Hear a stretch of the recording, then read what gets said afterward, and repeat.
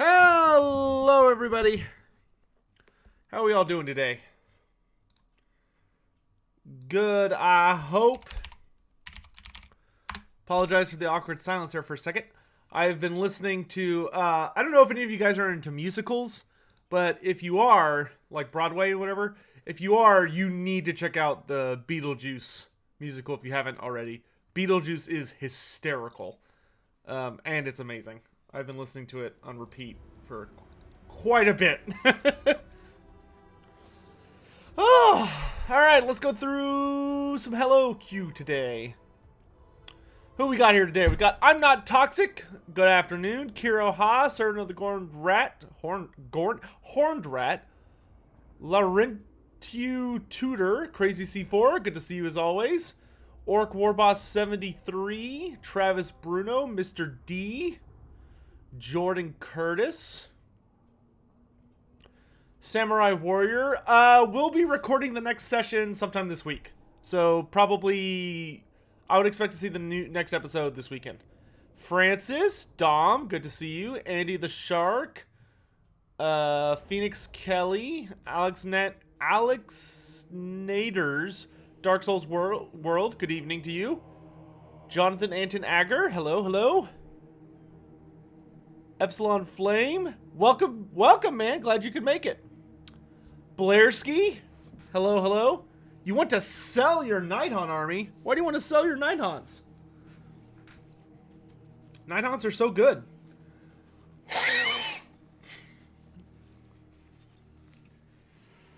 I have so many Nighthaunts to paint right now.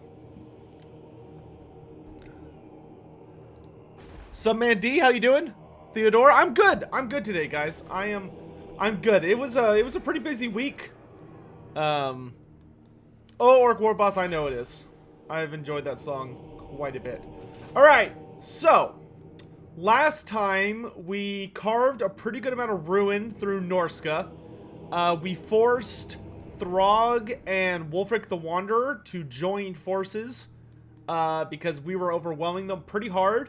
We also crushed the Dwarves down to just one settlement, so we need to finish them off. And we managed to get a military alliance with Clan Molder. So we're doing good, but we do need to get our hammer. So why don't we start with that today? Y'all think that's probably a good place to start today, getting our hammer? See, I guess let's go... Okay, let's do it from here, that way we can heal.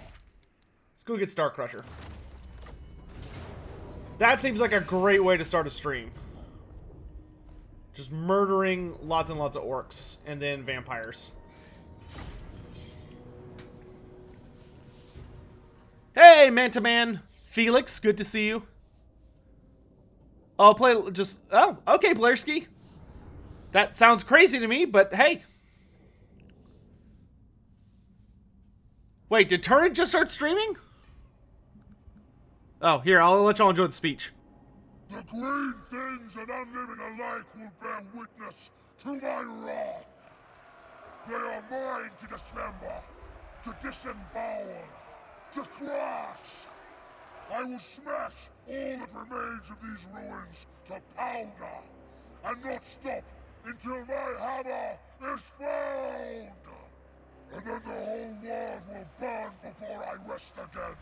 Such is my rage. This is the new pact I make to the dark powers. Alright, so I guess Turin did just start streaming. I was here, well, I was here first. I appreciate y'all sticking around. Alright, so this is pretty straightforward. This mission actually used to be really, really hard back in the day. I think it's going to be quite a bit easier now with a lot of the balance changes that have been made since the last time I played. Plus, this army is actually really well designed, in that we have a lot of chaff that can just sort of eat the front line for our warriors slam in. And then we've got a lot of hounds who we are going to want to get around the flanks. So we'll just put that all in one group. Archaon did nothing wrong. I don't know about that. I do feel for Archaon though. Archaon has such a good story that a lot of people miss out on. How did Kolek get his armor and his hammer? So it's worth noting that the Dragon Ogres were a fairly advanced race at one point. And they had a lot of really interesting alliances with certain dark powers. Even before the old one showed up. So you have a lot of creatures like Kolek Suneater and other like powerful dragon ogres who just kind of managed to make deals with really nasty powers. Yeah, come down here and get it.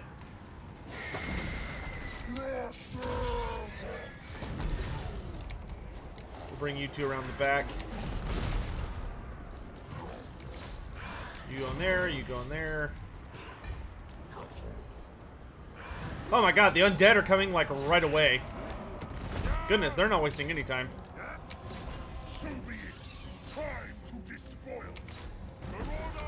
Good work. You guys, let's focus bats.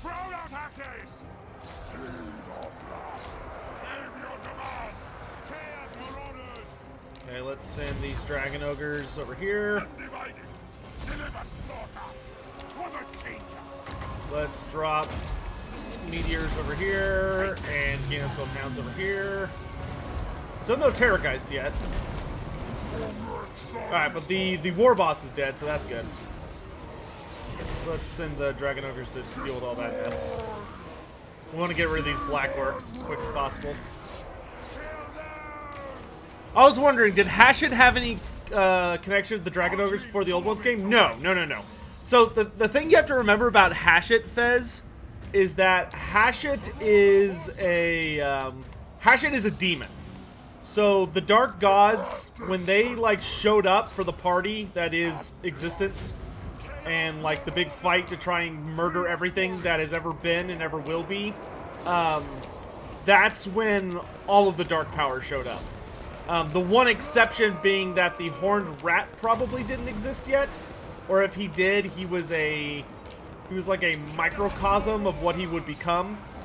Okay, we want the dragon ogres to focus the Vargeist,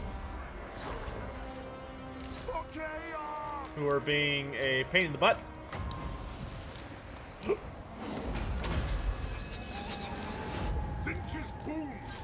Carve him up. I want that wizard.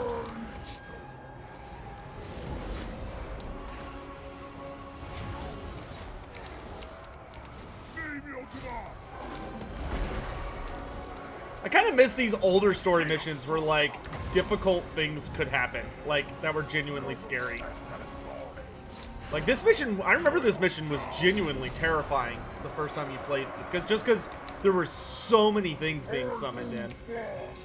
Let's go fight this turd Noz. Get the Terrorgeist! Infantry, reform the line! Okay, let's get all these orcs out of here. 5 dragon ogres in my army. How? I rushed it. I just rushed getting dragon ogres as fast as I possibly could. Let's send you out to make sure these black orcs don't come back. And then let's bring poison hounds on the Terrorgeist to slow it down and to nerf its stats a bit. Give myself fire damage, so I make him hurt really bad, because he has regen health. And then let's get our infantry into formation. Let's go! Alright, Terrorgeist is dead. Reform the dragon ogres. Good, you broke them. Nice. Let's have y'all ride out and go cause trouble.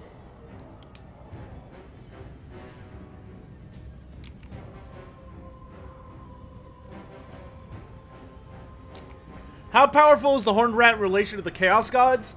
The Horned Rat is the 5th strongest of the Chaos Gods. Which, it should be noted, something that a lot of people don't know is there are a ton of dark gods. I mean, there are a truly astronomical number of dark beings that you would consider to be dark gods. It's not just the four great powers, the horned rat and Hashit. Like, it goes deeper than that. But the hierarchy is so confusing because it's very unclear who is actually a god and who is actually, like, just another facet of the four major powers. It genuinely can get very confusing. Alright, let's just swarm it and get rid of these hex rates. Dragon ogres! Forward! Chaos Marauders! Eye of the god! Seas of blood! Let's get to work. I'll pluck your souls.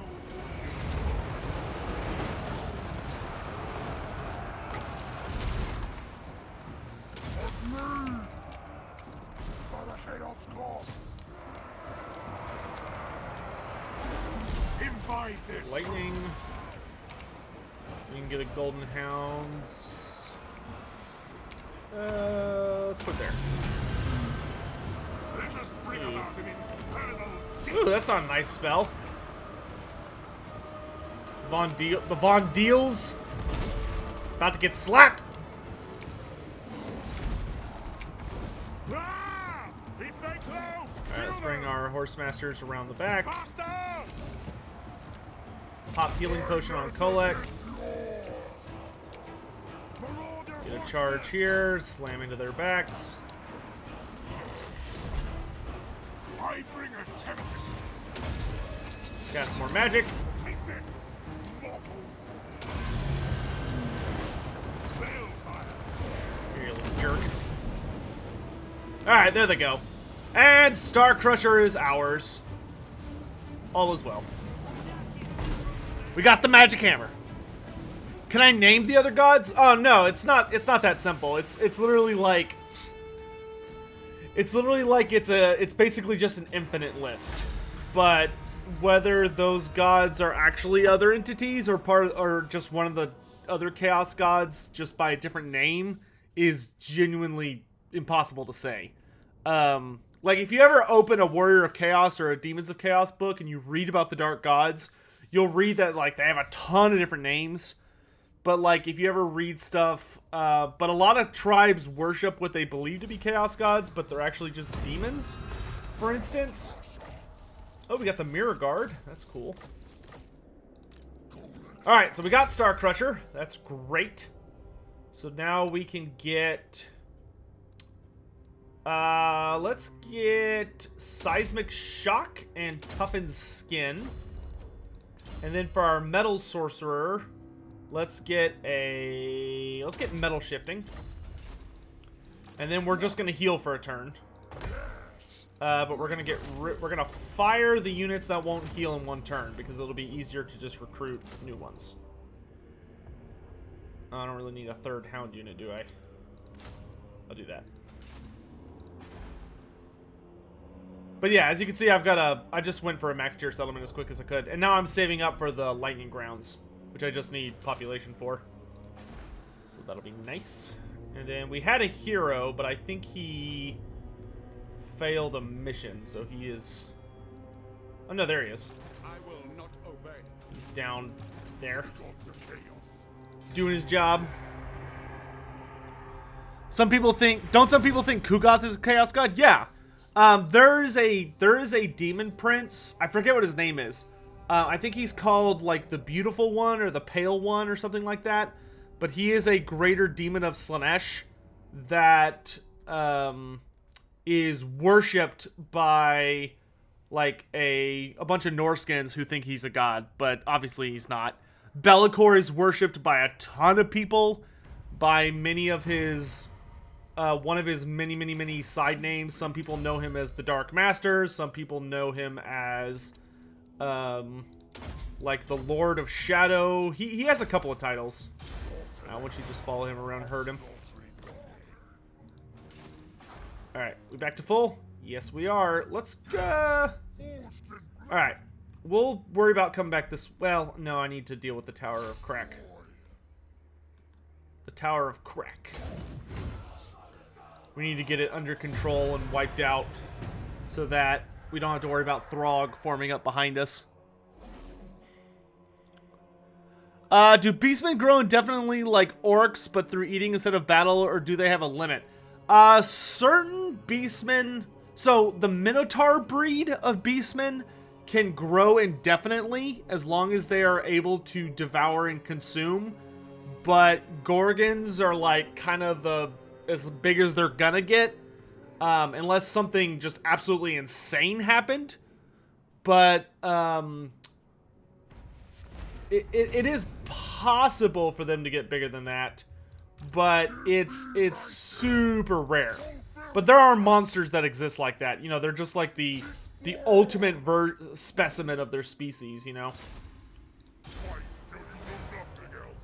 But, that's usually pretty exclusive to, like, the Minotaur-type creatures. Get Assault Garrison. That'll be useful.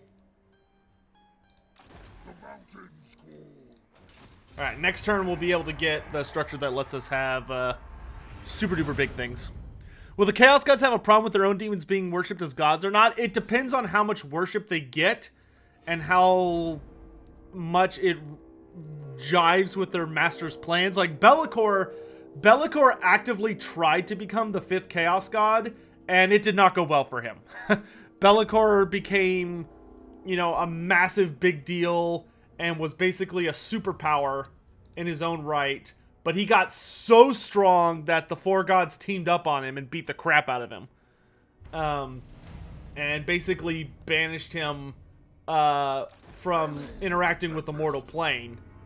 And when they did that, just to rub it in his face, they made it so that he would forever have to crown future Everchosens. Which was, like, super rude. Giant Killer and the Suneater. There, now we have Frenzy. All is well. You, give me Plague of Rust.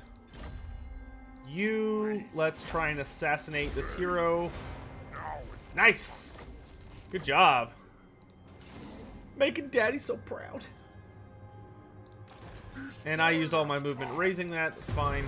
But the Tower of Crack has been eliminated, so now we can just focus on slapping people back. Looking forward to the tech list reveal this weekend. Dude, I am so looking forward to the faction reveal this weekend. So for any of you not aware, they're revealing on Thursday.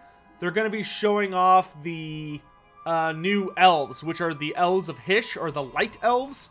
But they're Teclis's personal faction. And apparently they are going to be basically the descendants of the true High Elves. So, like, they're going to have the High Elf aesthetic and units and all that kind of stuff. And I'm really, really excited to see them. Lightning Grounds. Okay, you search this ruin. Oh, gosh. Okay. Okay, so it's purple. Right? Yes. Okay, so it has to be purple. Now, is it a 4 or a 2? That's the real question. 1, 3, 2. Yeah!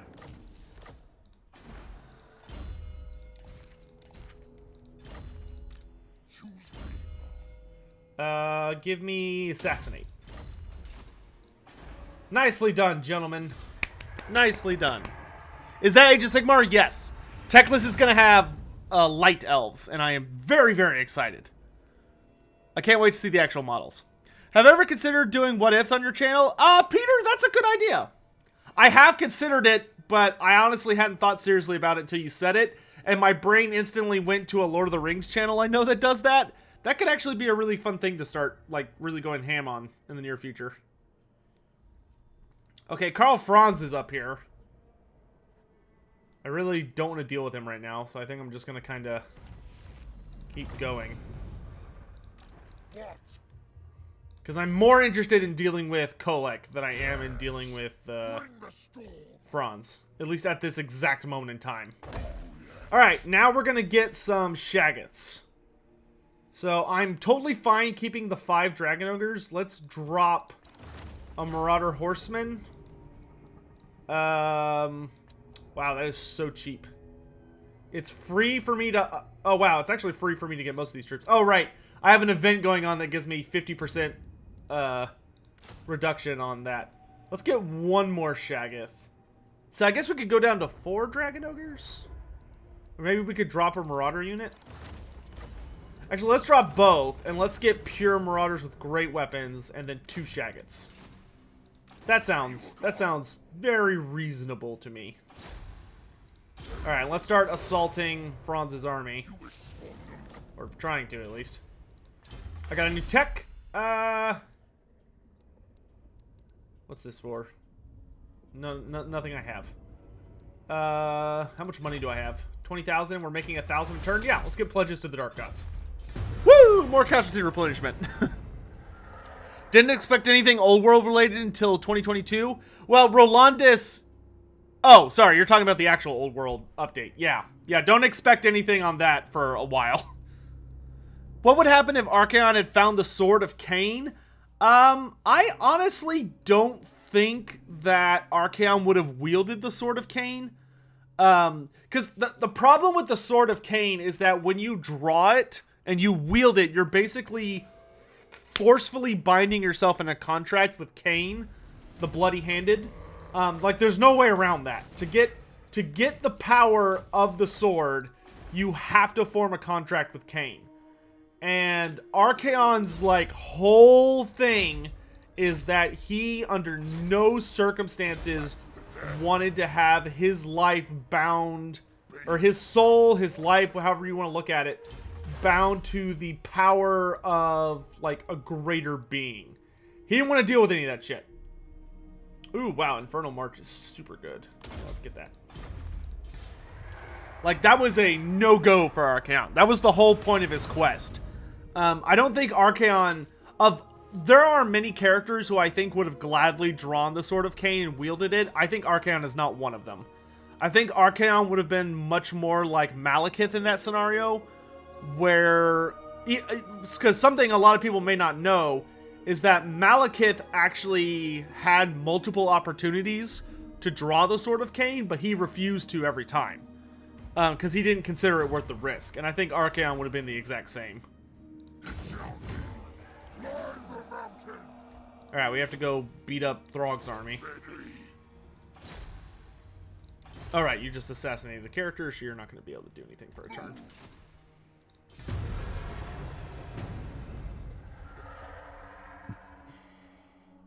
And yet, he kind of serves the Chaos Gods. The stuff that Archaon does definitely helps the Dark Gods, and it supports their aims. But you have to remember that Archaon's entire goal was to kill all gods. Do I like World of Warcraft? And if you do, would I want Total War World of Warcraft? I could tell you that I would not want a Total War World of Warcraft. I would just want Warcraft 4. I don't really see the need for a Warcraft in this environment or this setup when they have their own setup that's perfectly good and would work really, really well. Beyond that, I mean, I appreciate WoW. I wouldn't say I'm like a big fan of it. Hey, we unlocked Siegvald. Great. I can appreciate it. Ooh, 15% ward save. Nice. But I would not say that I'm like a big fan of WoW. I tried playing it. I played WoW back in Legion for a little bit because I have a friend who's like super into WoW. Like he plays, like he's super excited for the expansion coming out. And I keep up with the story and stuff like that, but I'm not any more committed to it than that.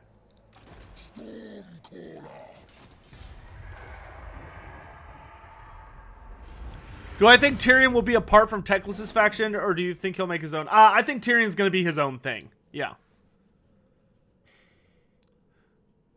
Go all monsters for your army, no men. We might do that super late game, but we're not going to do that yet.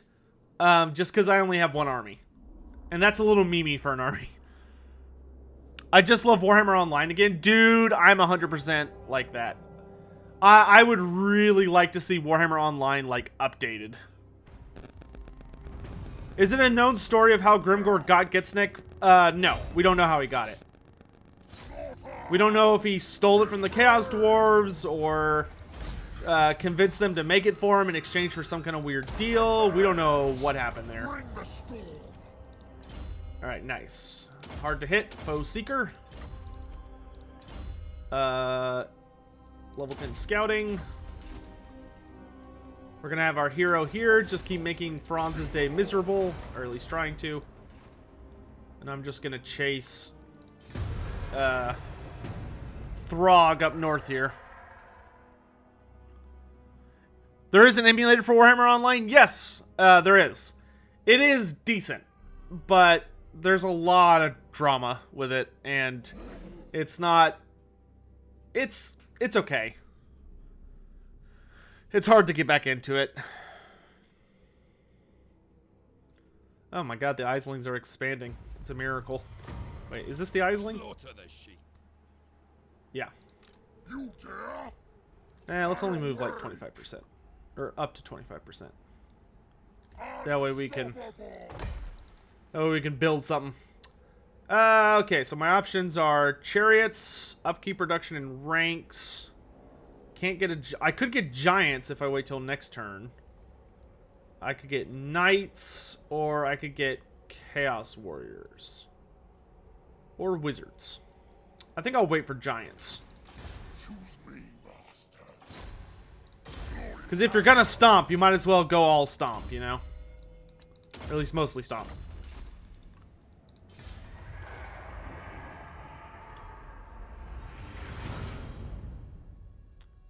I asked about Gitsnik without Grimgor. We don't know anything about the Gits. What are you asking about Gitsnik?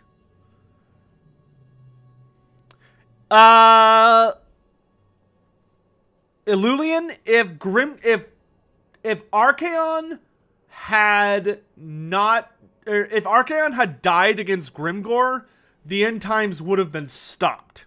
Now, granted, the planet was severely damaged, so I don't know what good it would have done them at that point, to be totally honest with you. But they would have stopped the end times the way it happened. They would have been able to close the Chaos Rift and stop the ritual. Yeah, let's go ahead and get a Barded Chaos Steed.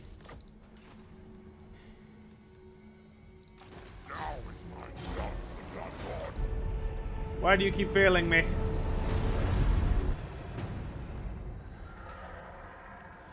Dom, thanks so much for the generous super chat, dude.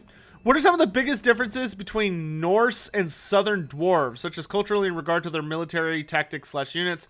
Also, what lore do we know about each of the individual Norse tribes? Okay, so, Dom, in answer to the individual tribes, I super recommend you go look up, I have a thing on my channel called, I think it's like the Geography of series or something like that.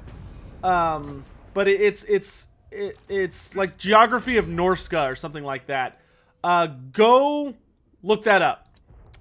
We don't want to put him on a Manticore just yet. Let's work on getting some other stuff. Go look that up, because that has so much lore on each of them. That is like everything you'd ever want to know about the Norscan tribes, like their culture, their history. Oh dang it, I was going to download the mod that pre-rotated it so I could at least have an easier time figuring it out, but I forgot.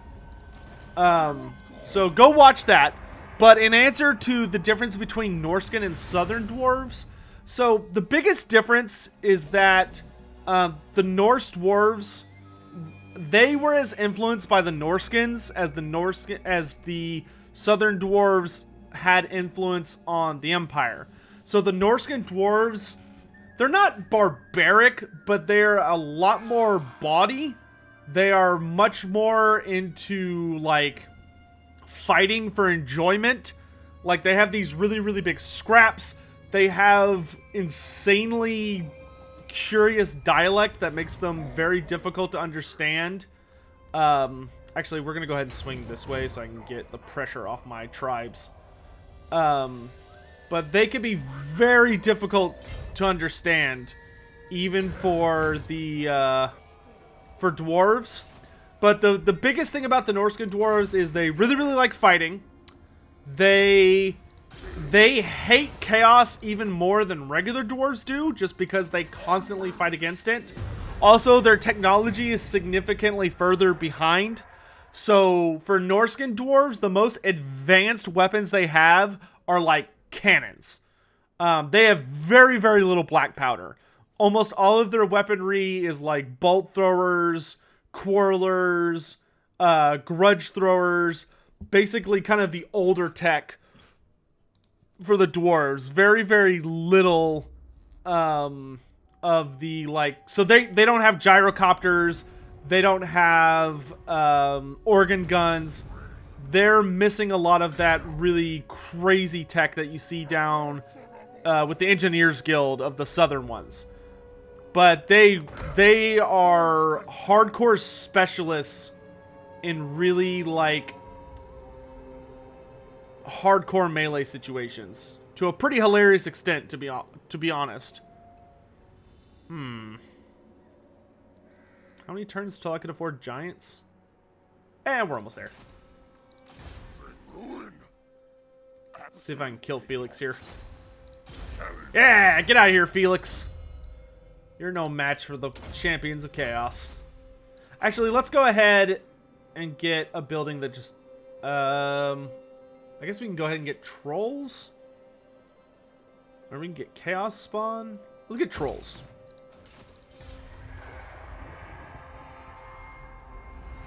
I heard squeaking of a bug fix that they said was both coming very soon and with the DLC, but could that be true? Server the Great Horned Rat, I know I haven't heard any whispers. I am personally expecting a new DLC to be announced in February. I don't expect it to come out until maybe March, if we're lucky. But, you know, we'll see what happens. Did the dwarfs know that Grombrindal is the first High King, or is it a secret? They did not know for sure. The dwarves don't really know what Grombrindal is, and it's like a pretty... I wouldn't say it's contentious, as in like they have genuine angry arguments about it, but there are a lot of myths in dwarven culture about who Grugni is. Some of them believe he's just a really, really old dwarf who is notably gifted at getting around from place to place and has like powerful artifacts and stuff. Some of them believe that he is... Oh, the Armor of Destiny? Ooh, daddy, thank you. Ooh, look at that ward save and physical resistance on Kolek. Oh. Woo. Don't mind if I do. Yeah, we're gonna be enjoying that, I would say. Here, let's go ahead and move whatever we can onto the sorcerer.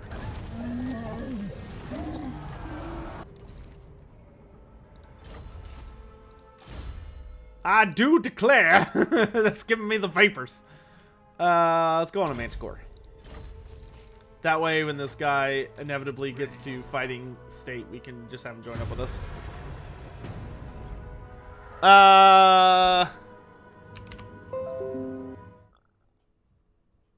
Oh, I heard a... Weird. Oh, someone became a member. I was like, what was that noise? Deacon Smith, thanks so much for coming a member on the channel. Appreciate your support. Hope you enjoy the emotes. And please know that I'm going to be having more member-only kind of stuff coming up soon. Like, kind of like votes and like really, not lore content, but like stupid shit. How often did Slayers fight dragons? Very, very regularly. How often do Slayers beat dragons? Not that regularly. Greenskins DLC? It better be. If it's not Greenskins versus High Elves, I'm going to be furious. Alright, I do want to fight the actual dwarves inside their hold, but let's come out here and whack this army that's standing outside. You've been thinking of playing as Demons of Slaanesh for your first tabletop match. Aerodon Gaming, I can tell you, Slaanesh is super strong. I mean, they just got hit with a nerf very, very recently, but they're still pretty powerful. Dr. Zero, hey man. I'm doing well. Hitman Malo, glad you enjoy the videos, my dude. Always nice to hear that. I am channeling.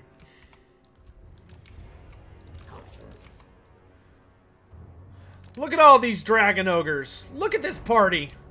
This is a party. I wish we had dragon ogre variants. In tabletop, there were actually different kinds of dragon ogres based on like the weapons they carried.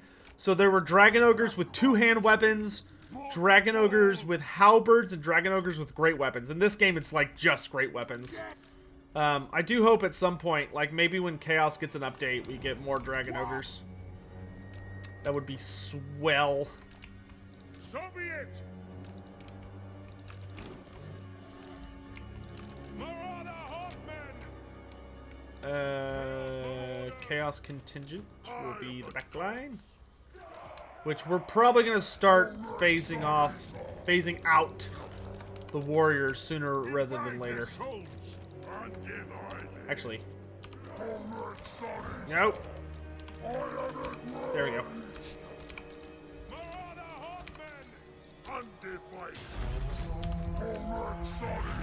Alright, let's go have fun.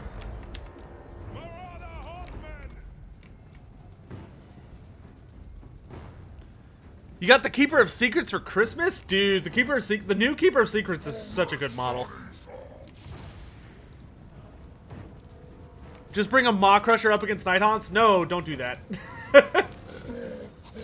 Nighthaunts can really struggle against Maw Crushers unless you're running like a, you have to be running like a Mournfang, or a Mourngul and Spirit Hosts, and like get them in a good position.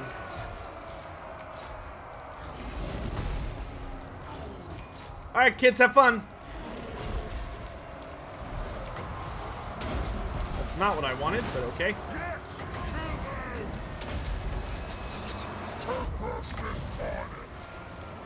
Bring down the lightning.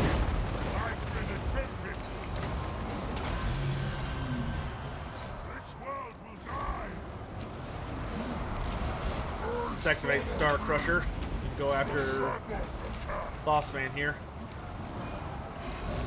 Yeah, I'm pretty sure the dwarves are doomed, but who knows, maybe they'll make some triumphant last stand.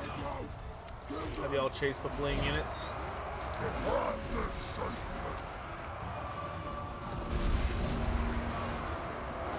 Am I hyped for Total War Warhammer 3? I'm very hyped for Total War Warhammer 3.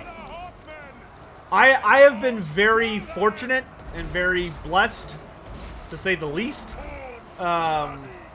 to have the good luck and whatever you want to call it, that I've been able to work with Turn, Italian, and, you know, Dogbird, and Creative Assembly, and just so many working wheels and parts of the Creative Assembly machine, especially for when new stuff comes out. And it's going to be like a totally different beast when we actually get around to Game 3, and I'm very, very excited for that whole thing. I don't know what we're gonna do. I don't know like what the full plan's gonna be, or whatever you want to call it, but whatever it ends up being, I can't wait. I cannot wait.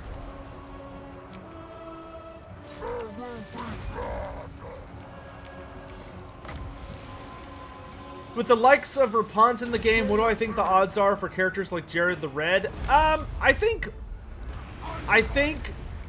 the thing to look at Creative Assembly is, I think their goal is to try and get all the characters that are in the books into the game.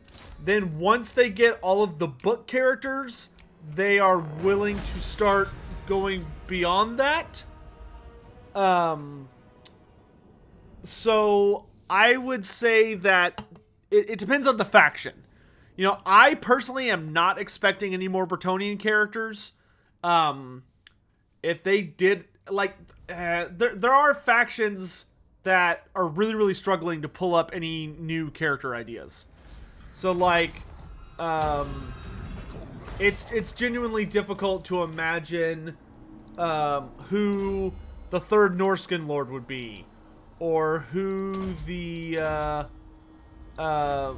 could be. Sorry, or who the third or the fifth vampire Vampire Coast character could be. Like, those are genuinely difficult things to think about. But for factions that actually have a lot of characters, you know, still to go, I don't think we're gonna see a lot of those, like, super randomly rare characters. Don't expect that, at least, until they've knocked out, like, everybody else. Do I think Egil Styrsborn would make a good Norse legendary lord? He could. Personally, for Norska, I would hope they need a wizard character if they got another character. I would really, really, really want to see them with, like a Fimir matriarch, or a sorcerer lord, like, I was about to say Vashnar, but it's not Vashnar. It's, crap! What's his name? I have it on a book, or in a book on a shelf. Zinch Sorcerer Lord rides a two-headed dragon. Dragon's name is Baldros. One of y'all is gonna know who I'm talking about. I can't even remember who it is. Maybe Vangeist? I don't really see Vangeist making a ton of sense, just because his whole thing is that he's ethereal, and that's already covered by what's-her-face. Egrim, thank you. Egrim von Horseman. Yeah, Egrim von Horseman would be great. Alright, let's kill the dwarfs.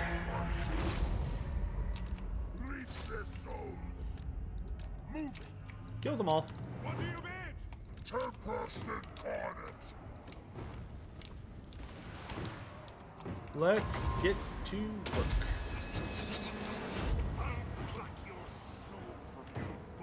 Shoot your pathetic guns, dwarfs. Not gonna save you. Beastmen should get Doombolts? Absolutely. Beastmen need a bunch of monsters they're missing. They need the Jabberslite. They need the Gorgon.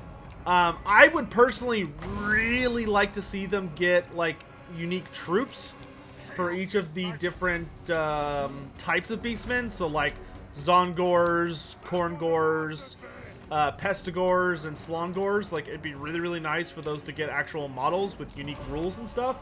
That would be pretty slick. Not crossing my fingers on that one, but it would be nice. When's the next AOS video? Pretty soon. I've actually been doing some pretty good work on that.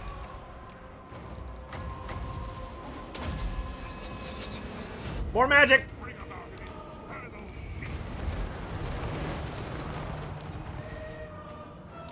Let's get those gates open!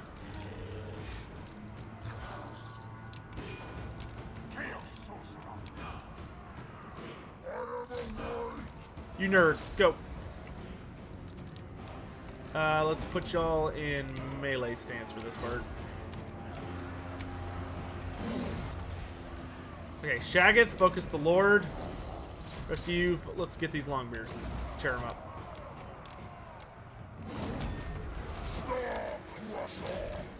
You can leave this to them.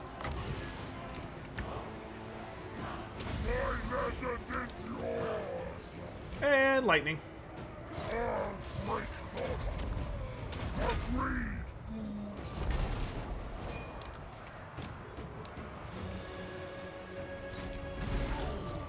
You lot, charge.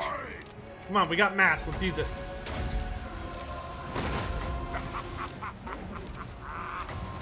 That's juicy. Take this, mortals.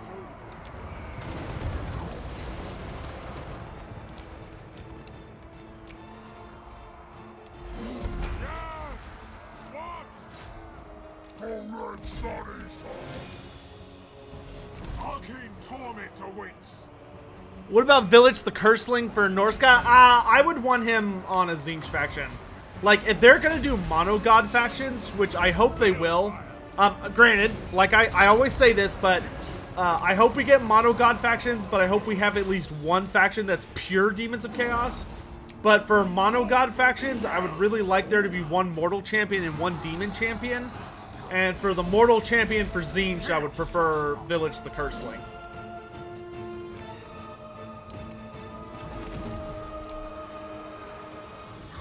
That's kind of his, that's his shine spot, you know? I am champion. That looks like an okay spot. Take this. You nerds, go there.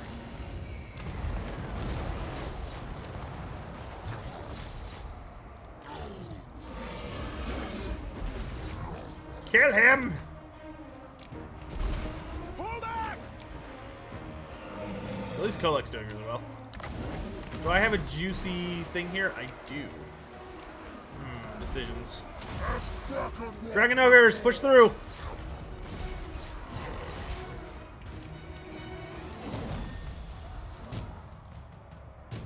Oh, you got him? Good. Get over here. Where's Mashagath?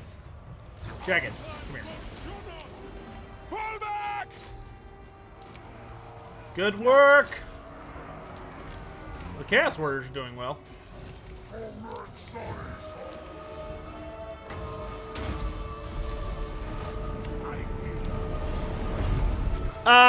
Dave Tiffany with the super chat. Thanks for the generous donation, brother. Thanks for all the content. The other day you mentioned one of the Skaven Legendary Lords being a power fantasy. Do I recall which? Yes. Ikit Claw.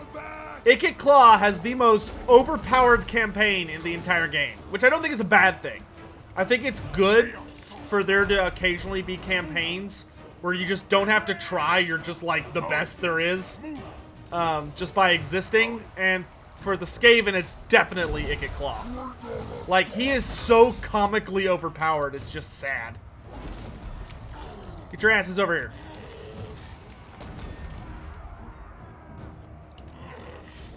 This is the final bastion of the Norscan dwarves.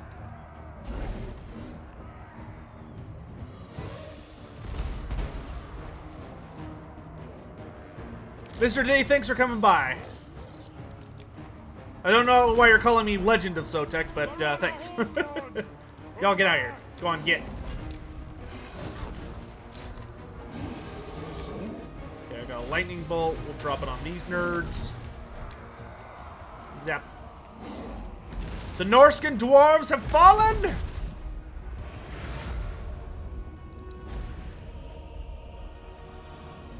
Am I going to do a quick head taker lore video? Yes, it's the next one coming up. I've been working on it. I don't even want to think about how long I've been working on it. Any tips on painting really pale skin? Yes. You need... oh gosh, what's the color? One sec. I think I've got it in this book here. Let me see here.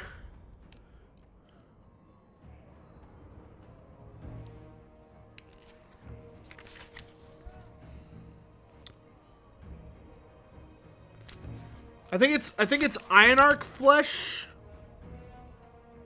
If I remember right.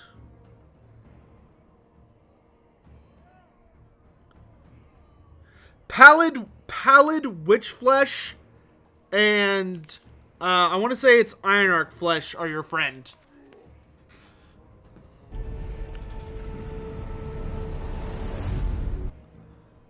Brogantic, no, thank you. I don't know what you're thanking me for, but thank you. Appreciate the generosity, man. Annihilator. Oh, and we got Executioner. Beautiful. I wonder how close we are to getting Archaon. Let's get Woundmaker, so I hit like a truck. Alright. The dwarves no longer have a home. Now I just need to Oh, I'm so happy. Look at the Aisling tribe. They're doing so good. They own so much territory.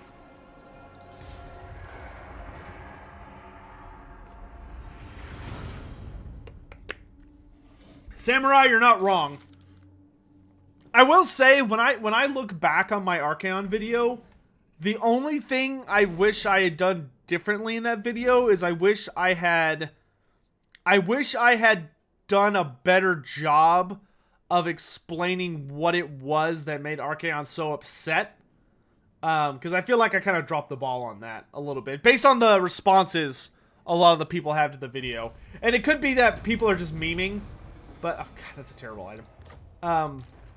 But it feels like a lot of the people's comments that I read, you know, people seem to, like, genuinely not understand why Archaon, like, did what he did. Like, why he turned his back on everything and kind of went crazy. Everyone's like, oh, he's just an edgy teenager. And it's like, you're not wrong, but there is more to it. But I can never tell if people are just, like, fucking around or if they're being serious. Let's get magical reserves, and we'll heal over here for a turn. Where are you? Here you are.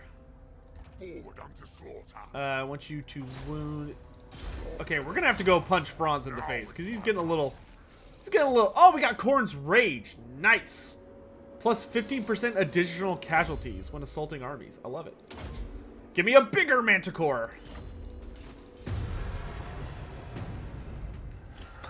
Hey, Sotek, do you know why Ska Bloodtail is so damn loyal? Ska is ridiculously loyal because he's very, very scared of Queek, and B, Ska is very stupid.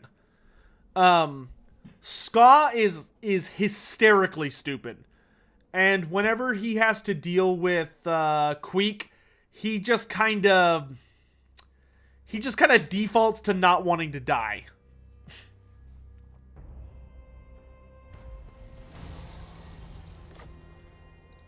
And you have to remember that he honestly seems to think that Queek is basically invincible.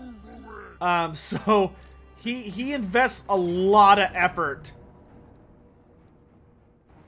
Man, this guy has got a nasty army. Look at all these Marauder Champions and Skin Wolves. But they're nothing before the Horde. Kimsey Bliss, welcome to the channel. Or Kimsey Bims. Welcome to how I retardedly do things. Thanks for joining.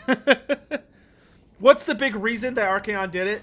So the thing about Archaon that I tried to get across, but maybe didn't do as good of a job as I wanted to, is that when Archaon read I forget exactly what it's called, but the book that basically detailed out his life and everything. The thing that made him so angry about it was that Archaon realized in that moment that nothing he did along his current path mattered. He basically looked at the world, and to his understanding, because everything was already planned out and was this big game between the different gods, so like Sigmar and the Dark Gods, or you know, whatever gods you want to talk about, to them it was all just this goofy power struggle, and mortals just didn't matter. They never did. And Archaon kind of had this breaking point where, unlike most people who maybe suspect that in their religious beliefs, or, you know, have theories and stuff like that, Archaon literally got like a play-by-play guide showing his entire life story in a book. And it basically said to him, nothing you do matters or ever will matter, and because the gods control your fate, and that's all there is to it. And so what Archaon basically decided in that moment, and why he forsook Sigmar, was that he decided, okay, if nothing I do matters, according to this book, then I'm going to do the only possible thing that can matter, which is that I am going to destroy all of reality. Because if I destroy the planet, if I wipe out the Empire, if I open, you know, a big old chaos gate and destroy everything, then because I'm going to do that, all of the gods will starve. Like, every single god needs followers to exist.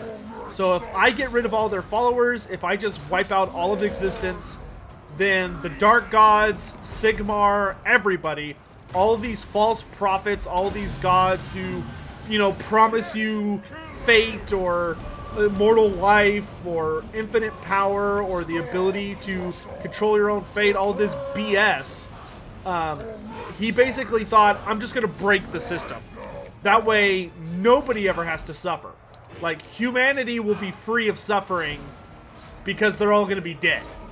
That was basically Archaon's plan. Now, it didn't end up working out super well because Archaon did not realize that there were more worlds than just his.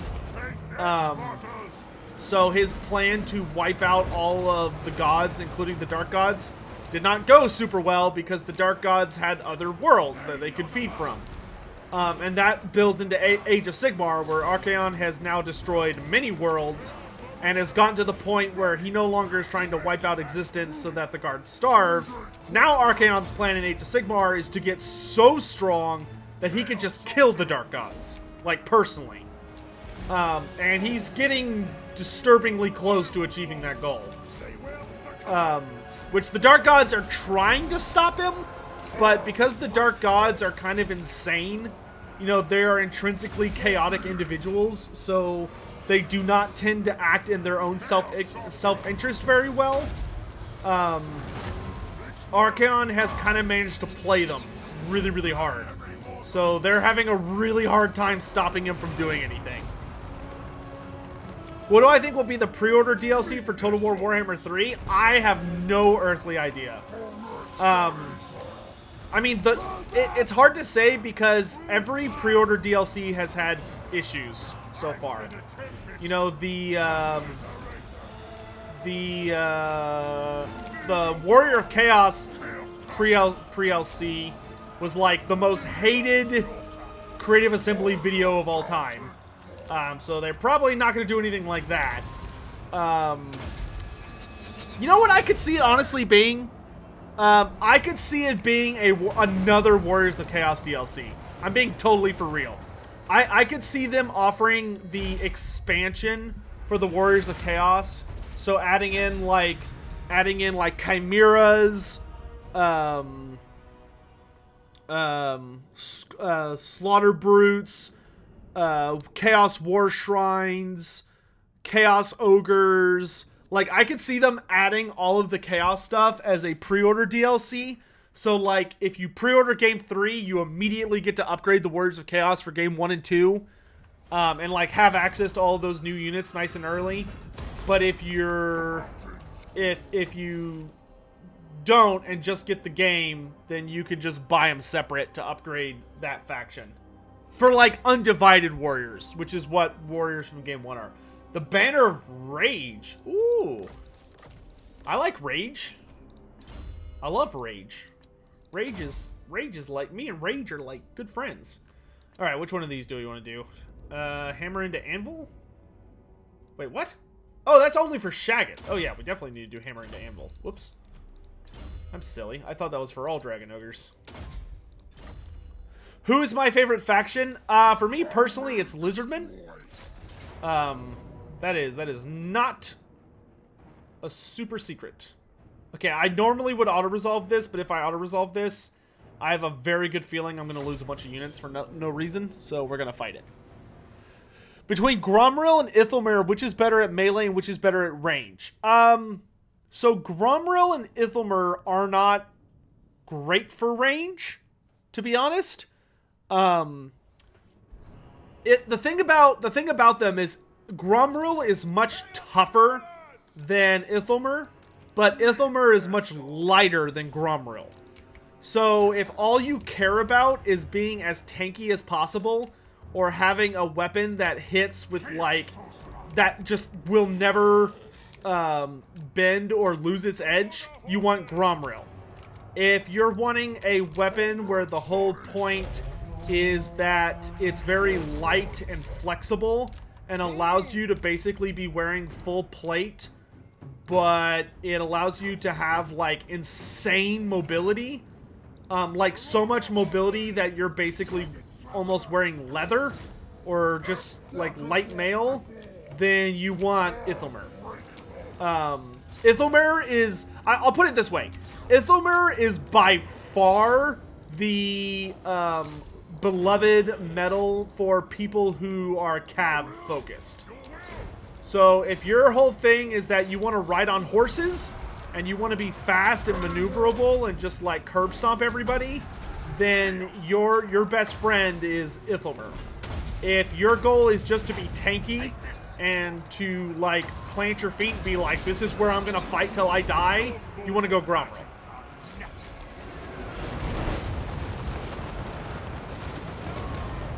What races do I think will be in Total War Warhammer 3?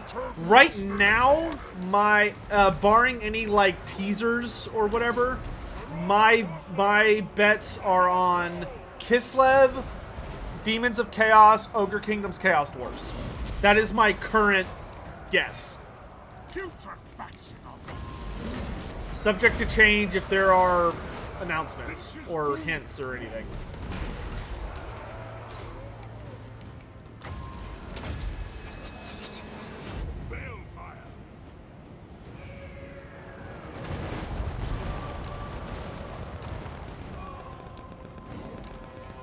Urban break, damn it.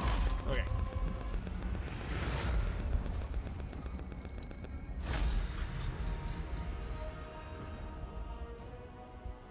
Have the ogres attacked Cathay? Frequently. The ogres have not attacked Cathay since the Great Maw hit. Because the Great Maw put a giant barren wasteland that has chaos mutating winds between them and Cathay. Which was the whole point of the Cathayans, like, summoning it. Because the Cathay Empire was responsible for that whole shenanigan. Though it was definitely not intentional. Like, they meant to drop a meteor on the ogres. They did not mean for the meteor to become a giant sentient god thing. That was totally an accident.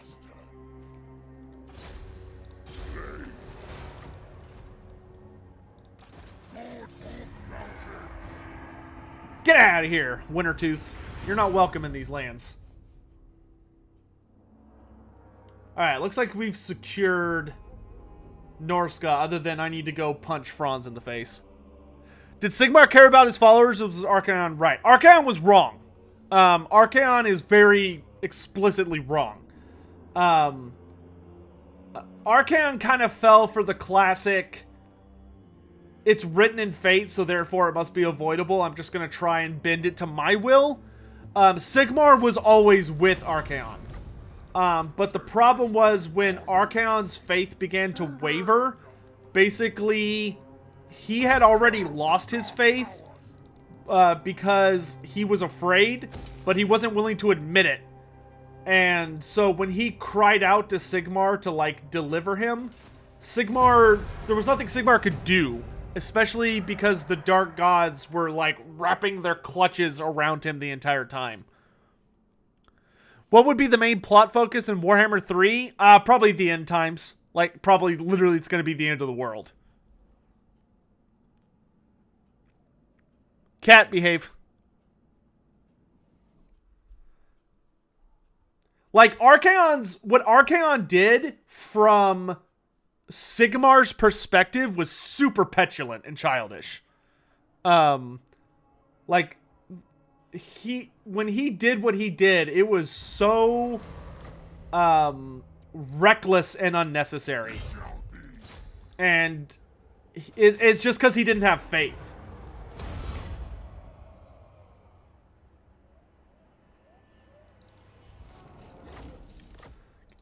And the thing was, you have to remember, it wasn't like Archaon didn't even believe Sigmar was real. That's the thing, is like Archaon would have bet his soul. He did, actually. Archaon literally bet his soul, put his soul on the line, and he bet that Sigmar was a complete fabrication and didn't exist. Like, he's like, he wasn't a god. There are no gods. The only gods there are the dark gods, and they're all just playing with us like puppets, and nothing matters and everything should end because that's the only way to escape the cycle. That was Archaon's belief, and he was 100% wrong. Because all Archaon ended up doing was perpetuating the cycle. Was there ever a warlord better at fighting than Queek?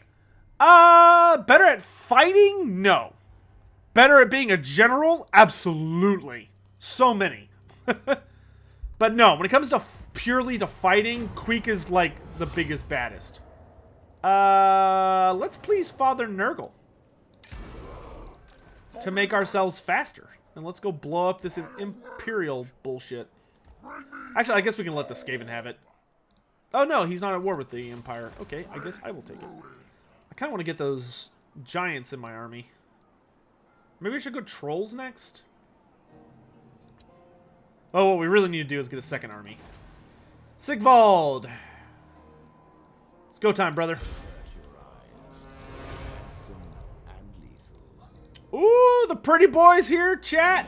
Let's get the mirror guard.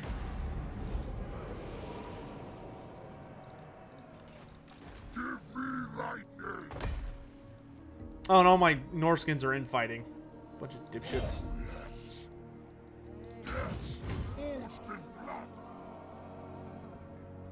There we go. Man, I guess we'll just go all the way. I'm not healing over here. Siegvald's here, baby! The Scion of Slaanesh has arrived. Nurgle giving speed. Slaanesh is the speed. Well, in this case, they mean Nurgle, like, so Zerzernov, the way they explain it is like Nurgle makes your guys tenacious and makes them immune to fatigue. So they just, like, keep moving. Whereas Siegvald's like, hey, stay in those cities you conquered and, like, revel in my name. Like, go crazy. Like, be nuts. And they're like, oh, okay. And so you get more raise money. Pus trails slide into combat. It's like sliding into DMs, but just way nastier. Alright, boy. Let's get all those... Let's get some sweet, sweet Norskins. Alright, I'm gonna blow this place up. Get out of here! These are Norse lands. What?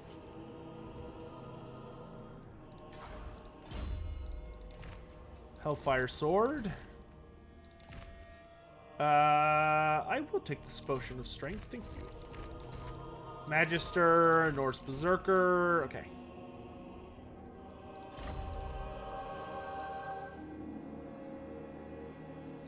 Okay, I do want to be careful how much I recruit.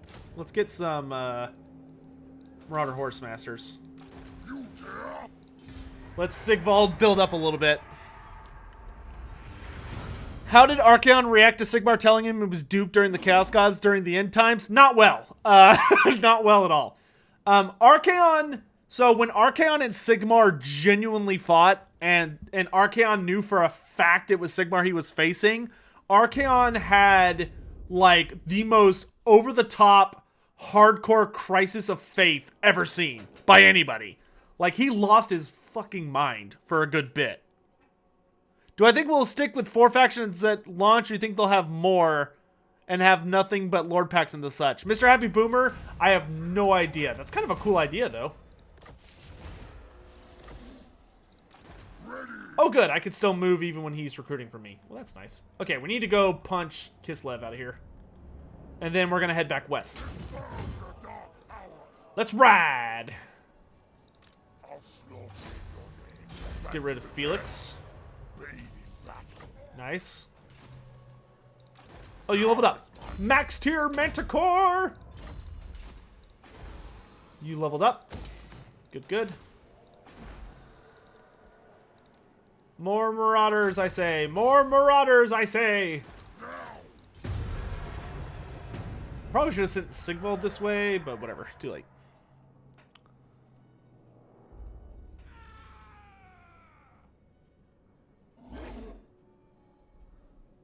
Yeah, Zerzernov, that's true. What greater demon have a good chance at defeating Lurklock? Lurklocks would be in danger against any of, like, the named greater demons. Like, that would be, at the very least, a fair fight.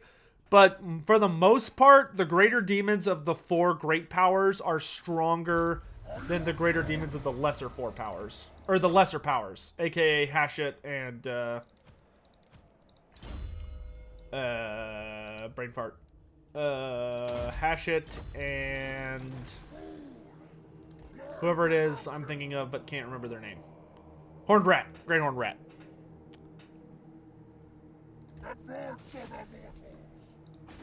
Maybe some giants too. For Slaanesh, not yet. Just because for Slaanesh we need to get to the point where he can actually, like, afford what he has. I don't like running at a negative if I can avoid it. We might put some giants in Kolek's army, though. For Siegvald, I really want chariots.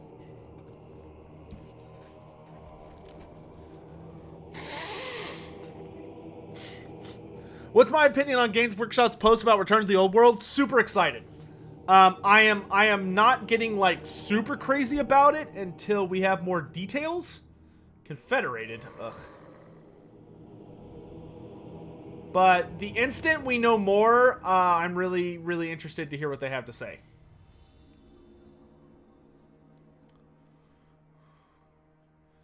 Okay, I do need to be wary of this nonsense. Oh, nice. We finished that research. Get out of my camp! Go on, get!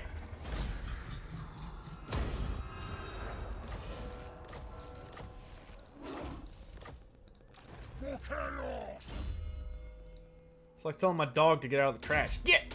Get! Go on, Kislev! Get! Get out of here. Alright. Let's go... Do I want to cut across Volksgrad? Yeah, I guess we could cut across Volksgrad. Wreak some havoc. How you doing up here, Siegvald? Pretty good. Nothing super dangerous is in range yet. Let's assault some units. Try and help out Clan Mulder here. Let's give you... We need Marauders with great weapons. We could take a giant. Just like one good giant. And then let's get some more Marauders with great weapons. Actually, you know what? Let's do that. There we go. I can get more tech. Ooh, Banners of Ruin could be really good right about now. Exalted Hero. Yeah, let's go for Banners of Ruin so that the Marauders in Siegvald's army are, like, top tier. Do I want Dogs of War? No. I would very much like to get the Southern Realms as a faction or a race, but I would not want the Dogs of War as a race. I think the Dogs of War are too outdated. And they're too contrary to where Warhammer is now. Or where it, like, was when it ended. For them to work. The Chaos Dwarves, or sorry, the Dogs of War are a very, very, very silly faction. They're not epic, they're literally just silly. I'm allied to Skaven? Yep. Clan Mulder is my military ally.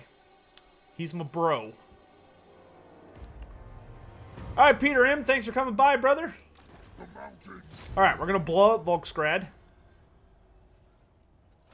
Give our Marauders somewhere to mess up. I'm not really super into growth at the moment, so let's do loot rings. The Chalice of Chaos. Ooh! That's pretty. We want Freakish Mutations. Dragon Ogre Shaggots. I don't see regular Dragon Ogres in there. Oh, okay. Regular Dragon Ogres are Speed and Malice, and the Freakiest Mutation is Dragon Ogre Shaggots. Okay. God, that's so annoying. I hate that they're in a different classification. I mean, it makes sense, but it's like, ugh. Work. Okay. Let's... assault. Failure? Failure? How dare you fail me, Blade Master? How we doing back here, boss man?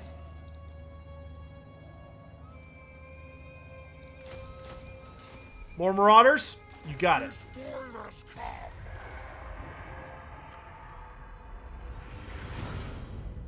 One question. How does Archaon have the Eye of Shirian in Age of Sigmar? I thought it got broke. So, Samurai, a lot of... when the end times happened, a lot of stuff happened, and Games Workshop kind of went, no it didn't. Like, they just sort of hand-waved a lot of stuff and didn't explain anything. We have no idea how the Eye of Shirian got reformed. Probably the most likely scenario is that the Eye of Shirian just kind of like had the ability to like when Chaos blew everything up, maybe the Dark Gods had the ability to just snap their fingers and get everything back. I don't know. It's hard to say.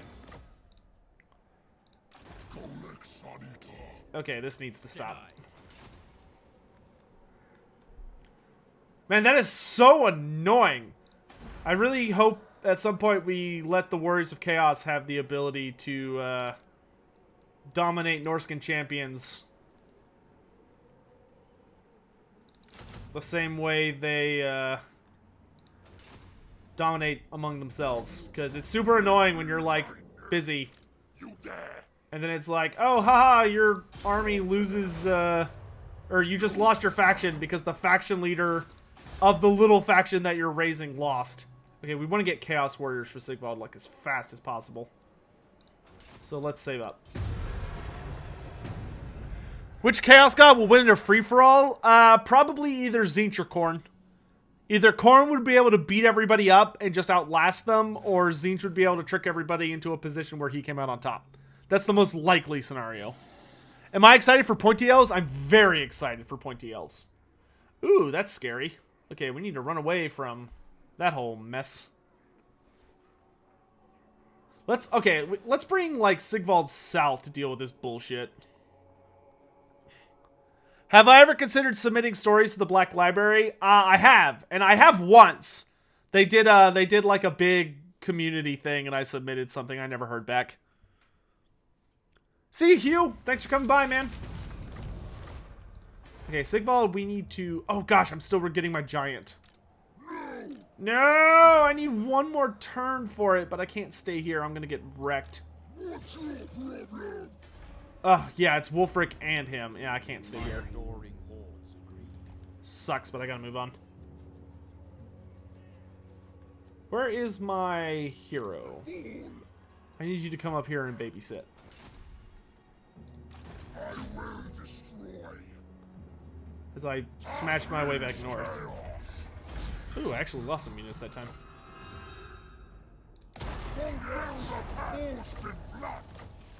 The Pendant of Slaanesh. Well, I know where that's going. Are you a god? Are you a god? Manticore? Yes, please. Hey, Siegvald! Are you a god? Here, have the Pendant of Slaanesh. It suits you.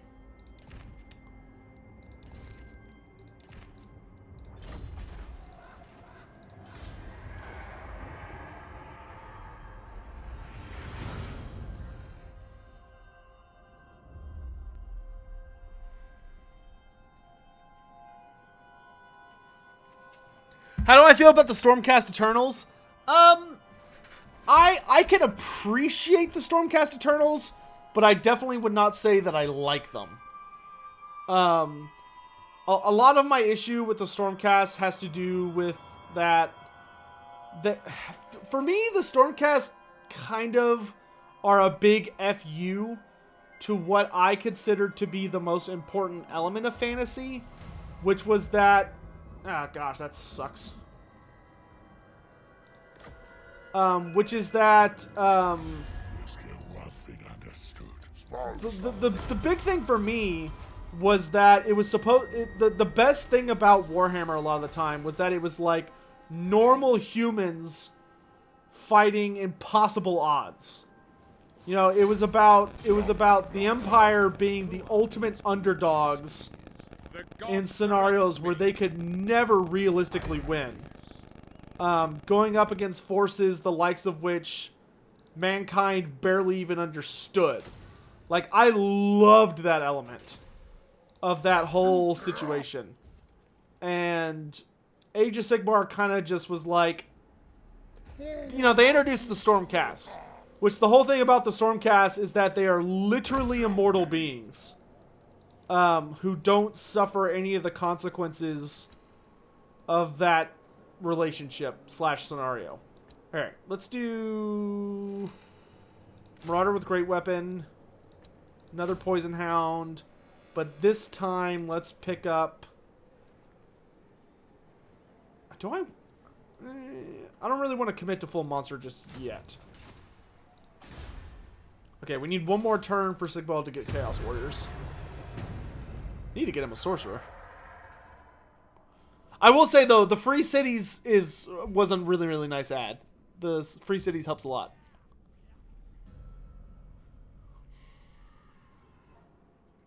I wouldn't say that... Well, AOS... It depends on how you define Grimdark. I've met people who define it different ways. There are things about Age of Sigmar that are way darker than fantasy ever went. Just because they are able to dive into Games Workshop seems a little more comfortable now, diving into subjects that they tended to avoid longer ago. You know, where like right now they seem a lot more committed to telling genuinely not scary, but like genuinely moving and interesting stories that have curious consequences. Pitiless Murder. Nice.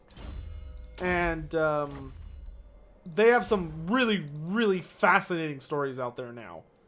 And like some of the books have genuinely shocked me. For Warhammer Fantasy. Okay, we're gonna hit Wulfric first. That's not Wulfric, that's Throgg. Fine, I'm gonna kill Throgg first. Your army sucks, Throgg. I'm gonna run it over. Is it a good strategy to awaken so many tribes so they span 12 plus Marauder armies? Christian, I'm gonna be honest with you. In my experience, the Norskins are not really worth awakening unless you're just trying to get Siegvald. I think it's honestly probably better at this point to not piss off Throgg and Wulfric like I have done. It's probably better to just make nice with them, like a non-aggression pact immediately, and then build up to a full-on alliance. I'm trying to vassalize them, but because there's no, like, fast route to do it, like there probably should be, you know, with how, like, the Norskins are able to confederate by just beating their leader. Chaos should probably be able to do the same thing, but with vassalizing. So because of that, but I wanted to get Siegvald, so that's why I did it. But for most campaigns, I would not advise pissing them off. I think it's genuinely better to just, like, rip them, to just use them as an ally and kind of let them do their own thing. Because you'll notice that most Chaos players would probably be much further south than I am right now, probably like already attacking the Empire and stuff. I'm being very leisure with my time because I'm not in a rush to get anywhere, but you know, I wouldn't recommend this for most people unless you're like me and you like to get every character. All right, I'm just gonna beeline for what's his face. Well, what are you doing?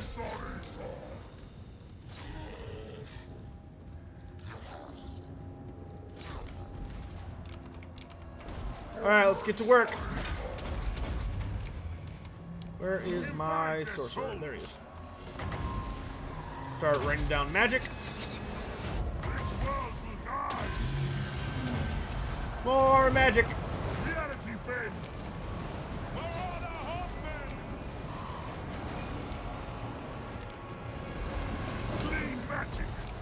Keep an eye out for any floundering parts of the army.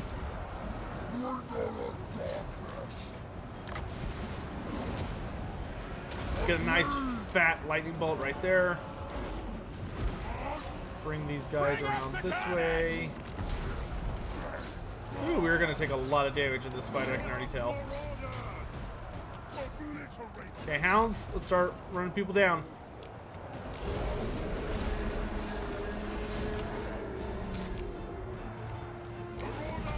I will check that in just a moment.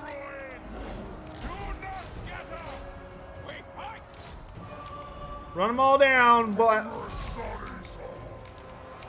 Okay, we just need a fat thing right there.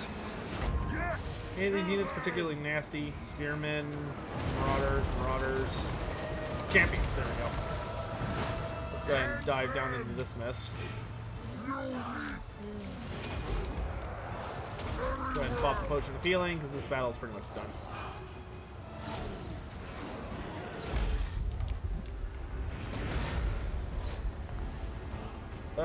Dogs, let's wrap this up.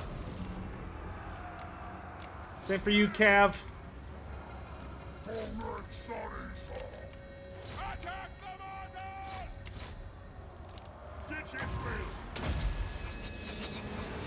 I definitely did not position that right.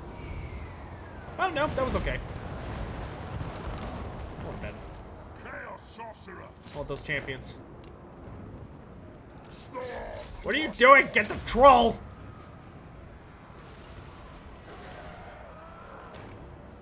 How powerful is a Keeper of Secrets compared to a Bloodthirster? A Keeper of Secrets is much faster. But a Bloodthirster is much tougher. The Keeper of Secrets also uses magic, whereas a Bloodthirster does not. Beyond that, the Bloodthirster and the Keeper of Secrets are fairly evenly skilled. Bloodthirsters are also stronger, but they are evenly matched. It's just a Keeper of Secrets would want to try and wear down a Bloodthirster from a distance a little bit before going straight into melee. Like, if they just slapped right together in melee, the Bloodthirster would probably win. Also, Bloodthirsters can fly, and Keepers cannot.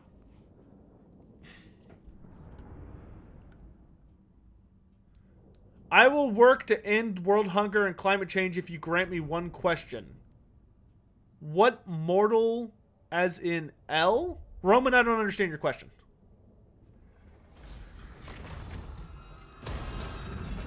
Let me check that. Kira Haas! More funds for the Sotek Mobile. Also, have I read the Gloomspite novel yet? I have not. I have not. Also, Brogantic, thanks again for earlier. Great Unclean One versus a Bloodthirster usually favors the Bloodthirster. A Great Unclean One can win, but it takes effort. Takes a lot of effort. Let's go ahead and pick up. Let's get Corruption. Destroy. Wulfric the Wanderer. We meet at last. Have I seen the AOS tech list reveal? Yes. Very, very excited to learn more on Thursday.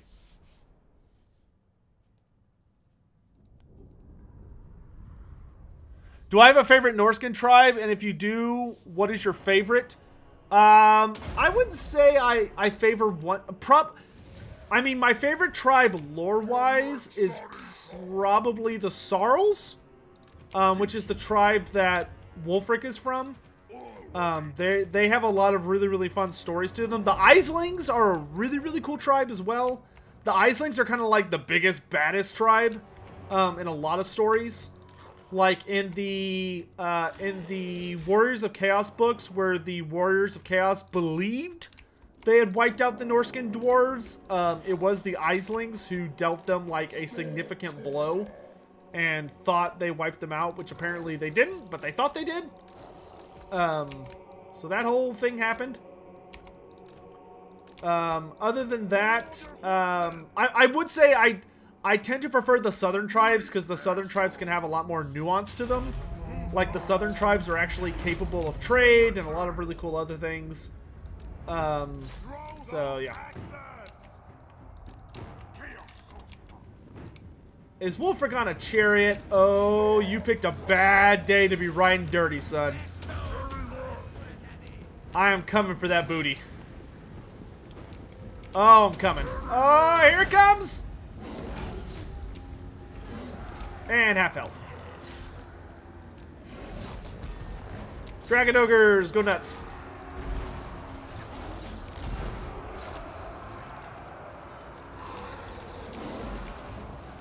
is magic. Oh, Wulfric's dead. That was fun.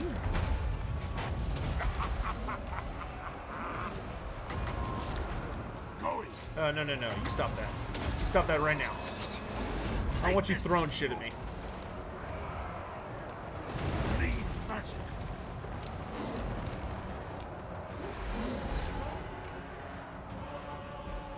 One of my opinions on Storm Fiends, I love them. In tabletop, they were disgustingly overpowered. And if somebody took them in End Times tabletop, they deserve to be slapped. But other than that, they were great. I like them in theory. Hated them in tabletop. They were broken as shit in tabletop.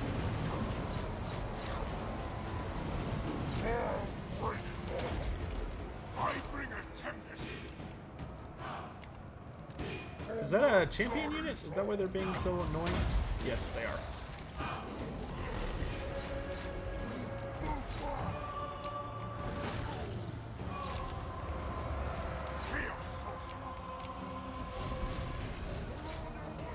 Run them down.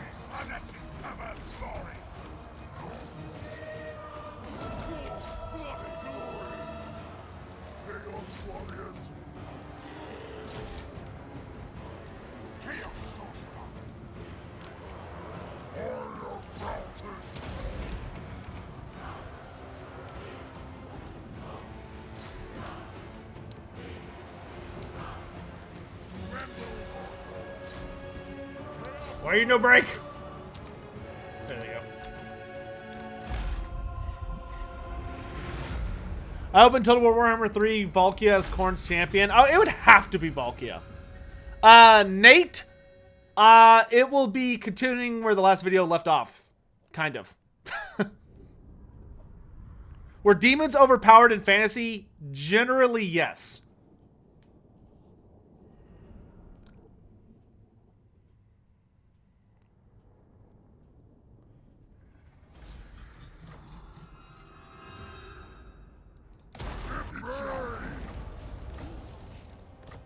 Plus 10% charge bonus. Nice. Alright, now I want... Ugh, excuse me. Give me more charge bonus. My dear sorcerer, why don't you get missile resistance? We'll chase after Throgg. Siegvald. We'll start getting you warriors. But just in case you get attacked... There you go. Am I excited for the return of Teclis? Very. I definitely won't play him, but I definitely will attack him. Is the computer getting 2 attributes per level up? Yes, they are. The computer is, Chris. That it helps. It actually helps the AI be notably stronger than it would be. Skarbrand versus Grimgor. Honestly, I think Grimgor would win that one. He would get hurt, but I think he could beat Skarbrand. Especially because Skarbrand's tactic in battle is just to kind of go nuts. Like, Skarbrand is not particularly known for being the most skilled fighter. It's more like he is just anger personified and hatred personified. And he's just like, I'm just gonna slap everything till it stops breathing. Let's search ruins for some more goodies. Thoughts on Teclis's helmet. There we go. I think it's fine.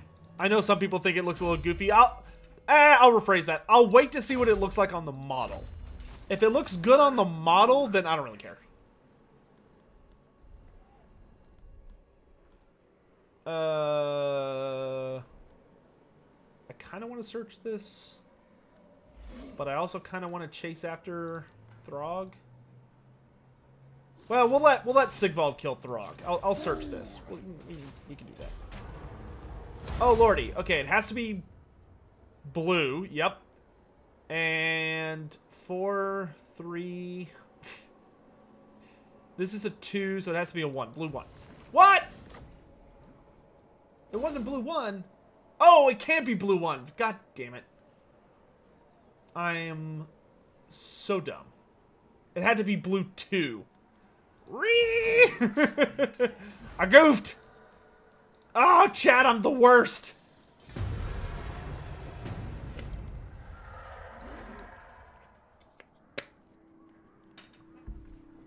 I have a question that's been bothering me. If the Azhag the Slaughterer were to encounter Archaon the block while he had Nagash's crown, would the crown ditch Azhag because it would recognize Archaon?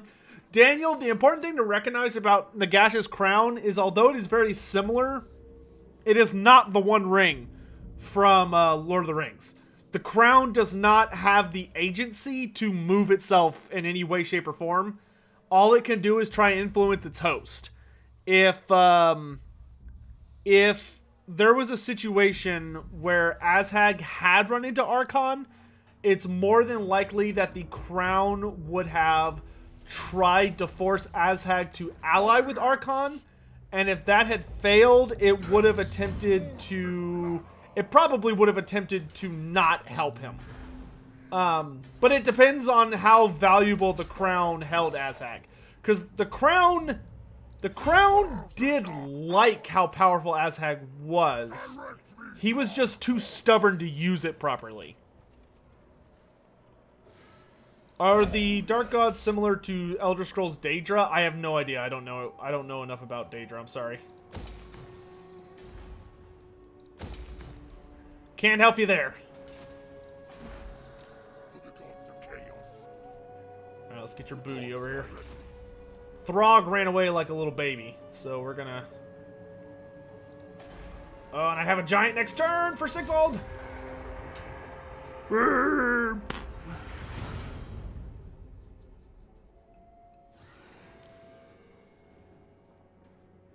Warhammer characters can have some pretty ridiculous hats. How dare you? I still think the most ridiculous hat award goes to probably Neferata. Oh, come on! I had one turn left. What am I dealing with here? A lot of characters. Great swords. I think I can win this. The problem is Siegvald doesn't have regeneration right now.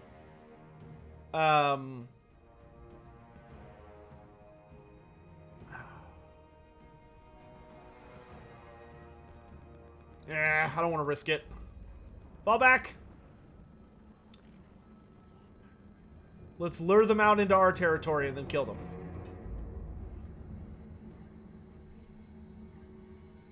Nagash has the silliest hat. Dude, have y'all seen Skarsnik's hat? Skarsnik's hat just, like, defies... God damn it. Are you serious? Ugh. Okay, we have to deal with Throgg. Like, there's no more... None of this. We gotta deal with him. Alright, this will be some free experience for Siegvald, so that'll be good. Kill him. Thank you. Are you a god? No. Who are these grotesqueries? Forward unto slaughter. You ran the wrong way, son. Attack. Ready. Wait, did he run the right way? I awake. Oh, yeah, he did. Oh, that's frustrating. Decant the wine. Well, all my marauders are going to take attrition, but I got to have him babysit. Man, that was a really good flee from the AI. That was stupid.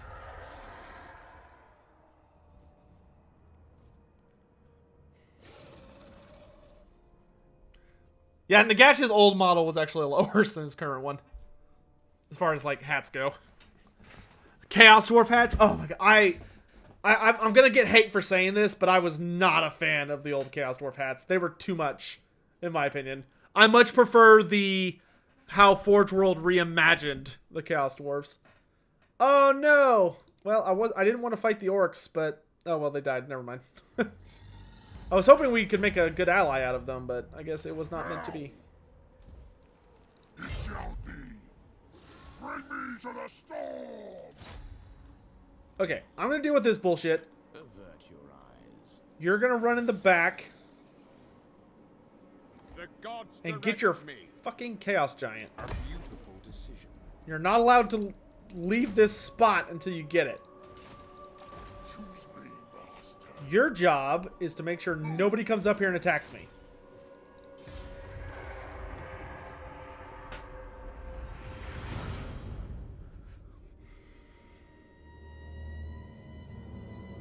Do I want rogue idols and squig gabas? Yes. I want all the greenskin things. I want colossal squigs. Oh, that was rude. I want colossal squigs. I want squig gabas. I want idols of Gork. I want orcs with spears.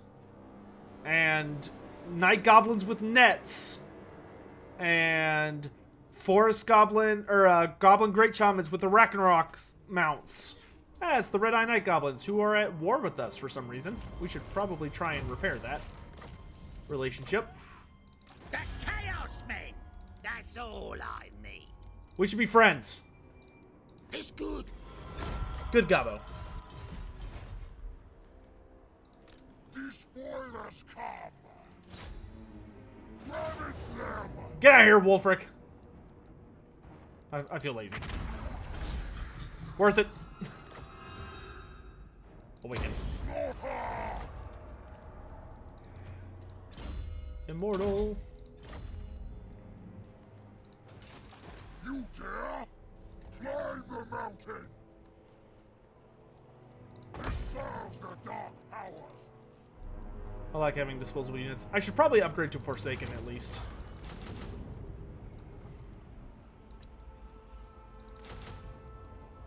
Also, I need a new Chaos Sorcerer. Ah, damn it! I can't get one. Can I get one if I upgrade this? Does this give me +1? Yes, +1 capacity. Nice. Good, good. Okay, let's upgrade both of these. Get Siegvald's army nice and scary. Ooh, Demonic Pact. How much money do I have? Yeah, we can afford that. Boom! That'll let me get the Dragon Ogre Tex. Chimeric Titans? Yeah! Mangler Squigs! Absolutely. Who's the deadliest warrior in all of Warhammer Fantasy / Age of Sigmar lore? The deadliest warrior in all of it? Mumble your pity. Probably, a peace treaty with Throgg. Become my vassal! Yes! Yes! Good! Good! Okay. Okay! Okay! Okay! Now we're getting somewhere. Alright, we just bent all of Norsca to our will in one fell swoop. Oh, chat, it feels so tasty good. Oh, baby. Oh, baby. We are about to unleash hell on the Empire. Hearts of Iron and Route Marchers, good. Oh, I need to cut this dude off. Yes. Forged in blood. Alexis von Hassel. You are not permitted to annoy Siegvald. Forward unto slaughter. These are my lands. For chaos. Oh god, I need to be just a little bit further away. Unstoppable. Just like, Moving. do I cover this entire path? I do. Good. What? And now I can summon a sorcerer for Siegvald. Okay, Siegvald's gotta have a shadow sorcerer, right? Right? I mean, that's just... What is that? Shadow is the magic of Slanesh, so of course, that only makes sense. Enfeebling Foe and Pendulum. Good. Now we see. Ready. You need an aspiring, an exalted hero, but not probably after we get another upgrade. I don't want a level 1. I can do better. Let's see, where's the one for Dragon Ogres? Herald of Doom! There we go.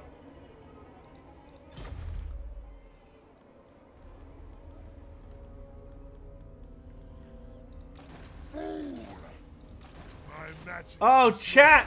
It feels so good when things go according to plan! Am I looking forward to Wrath of the Everchosen? Like you would not believe. Also, I just want to take a quick second to thank everyone for being here, by the way. I know Turin's streaming right now, and y'all could all be over there, but I appreciate that we actually got a really good sized crowd, all things considered. So thank y'all for being here. How do I imagine a Ragnarok with flings would work? Have I vassalized Throgg? I have. Throgg belongs to us now. And Wulfric. So the forces of chaos are properly united. And Siegvald's about to have a damn giant. We need to deal with this dude. Hey, his army's kind of crap. I think Siegvald can deal with him once he has that giant. Alright, Siegvald, I leave this in your hands. I'm due south.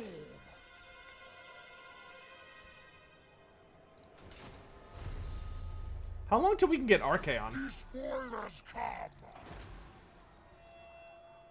Doesn't say. I could have sworn we've sacrificed enough guys by now, but I guess not.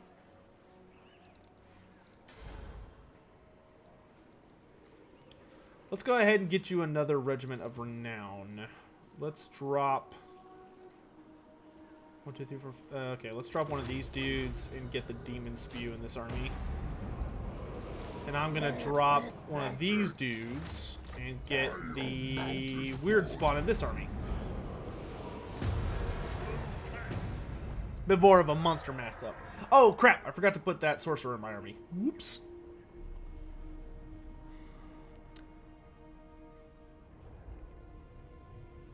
How would I? Oh, so the way I would imagine an Ragnarok Flinga is basically just an Ragnarok that has a firewall moving siege weapon on top. That would be like a shorter range catapult.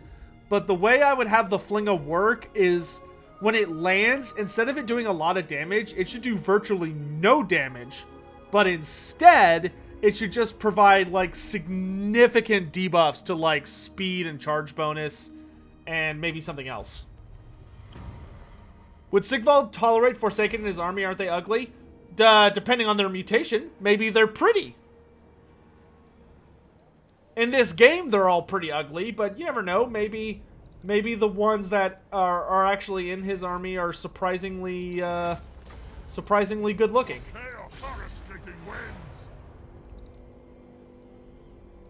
Ah, we got a giant. All right, let's go hunt. Moving. Destroy. All right, and now I turn my hatred against Kislev.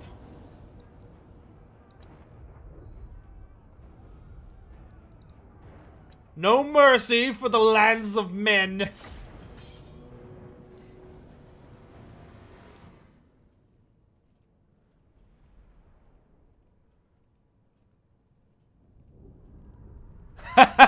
Samurai, not in this timeline.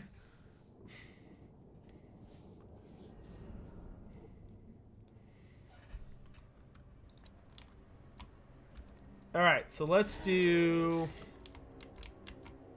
We definitely want to hustle into their army because they've got like war machines and all sorts of other stupid crap. So this army will be in 3 waves. We'll have... How fast are Chaos Spawn? 42? Oh wow, Forsaken are even faster. So we'll have the Forsaken as the second layer. And then... Oh god, yeah, we'll send the Weird Spawn with the Forsaken. Then we'll send the Warriors of Chaos in last. And then we've got our speed group. The speed bumps. All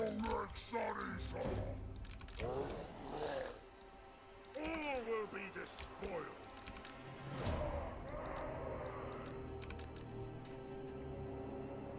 I wish Warriors of Chaos could also vassalize Beastmen and Skaven. At least you can make alliances with the Skaven if you're playing as them. It definitely would make sense to be able to vassalize them, or at least do something along those lines, but maybe that's something they can do when Warriors of Chaos get like their full update. Let's go have some fun!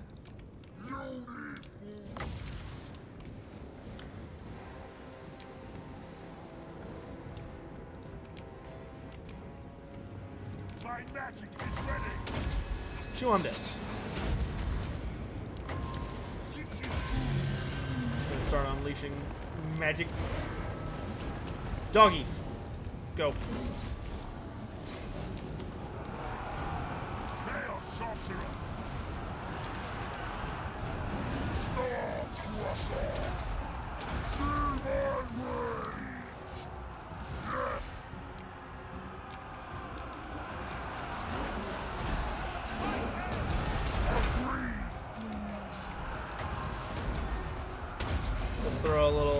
debuff over there. Yes, mortals. Go support on that line. Your will. After them! Chaos sorcerer. Sorcerer, let's go have some fun. Yes, kill them. That dude's just getting ping-ponged around in there. At your command.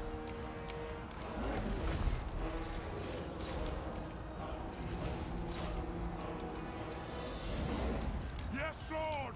Do not scatter. Fast. Run down fleeing units. That's your job. Close combat! Your will. I bring a tempest. For your sorries.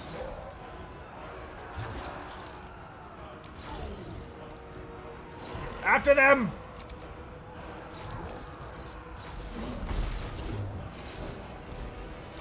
Arcane torment awaits. This world will die.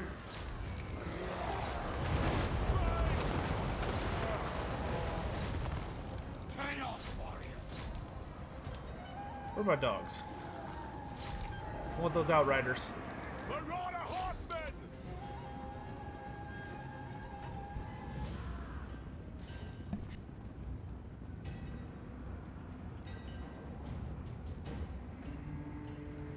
Chaos sorcerer.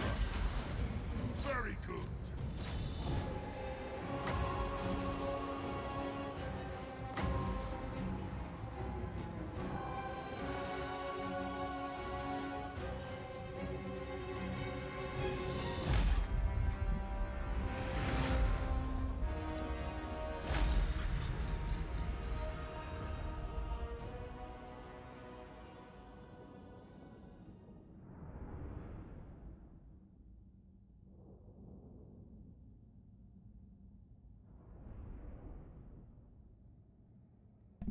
I was muted, sorry.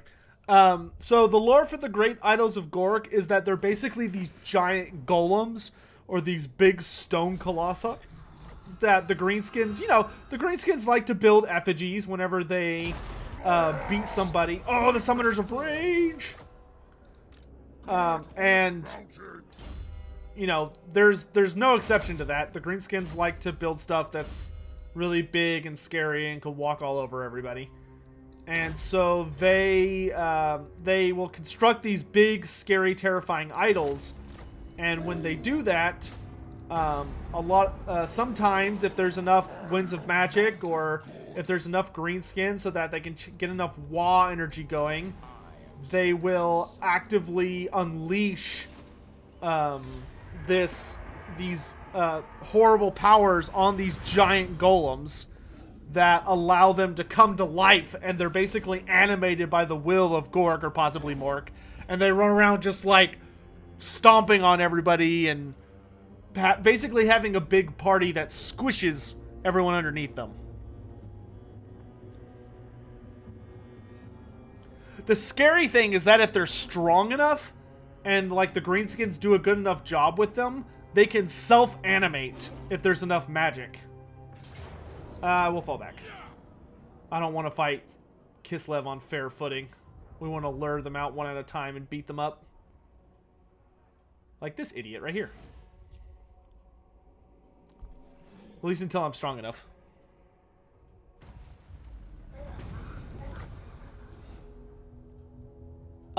Is there a story involving an idol in the end times? There is. There is an idol that shows up in the Battle for Carrick 8 Peaks. It actually plays a very pivotal role in the Battle for Carrick 8 Peaks. Okay, let's chase this guy. Ooh, I could upgrade. Now is my time. Ooh, good, you're back. Let's do training.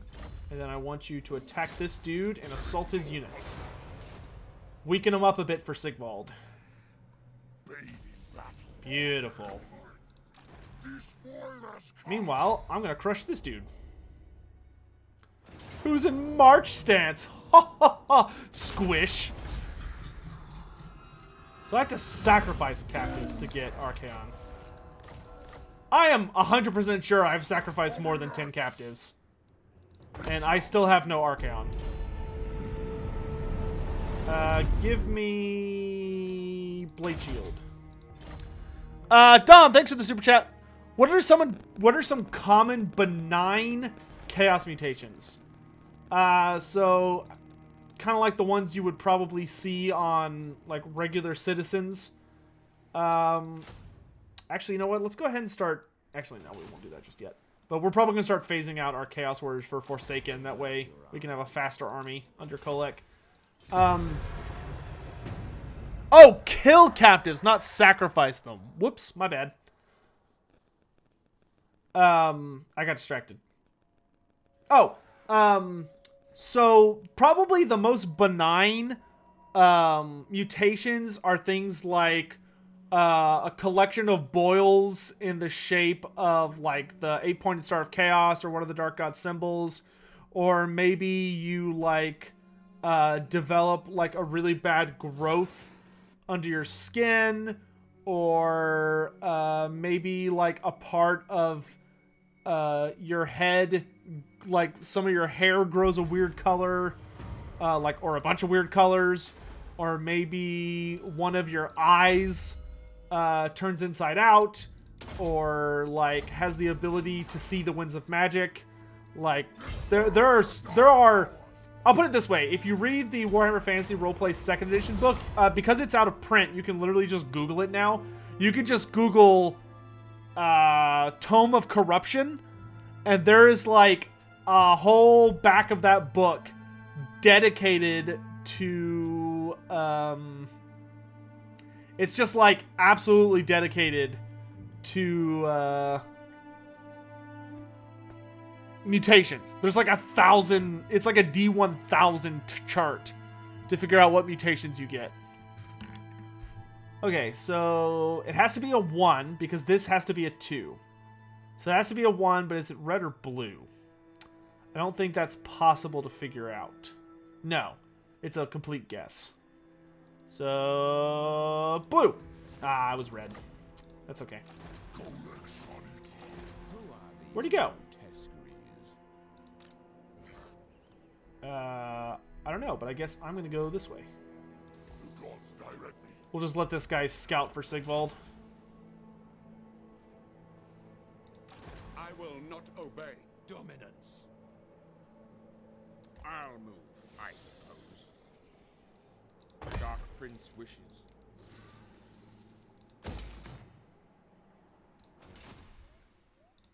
What? Am I excited for Gut Magic? I am super excited for Gut Magic.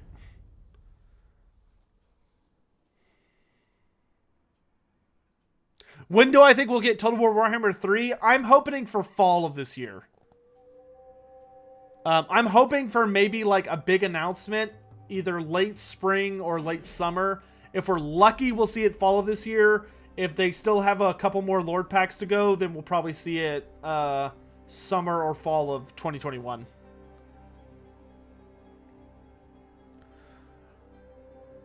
What do I think of Kislevite hags? Hags are great.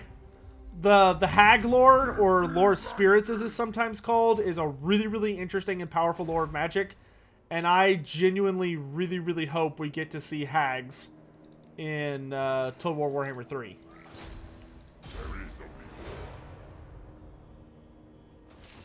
Critical failure, boo hiss. Alright, let's get a...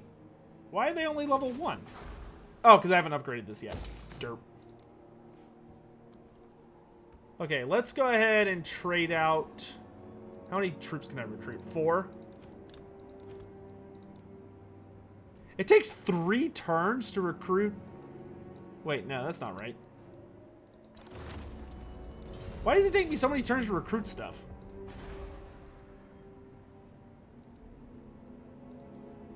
I don't have any kind of penalty going. Here, let's get rid of 1 unit and look. Yeah, 3 turns. What the devil?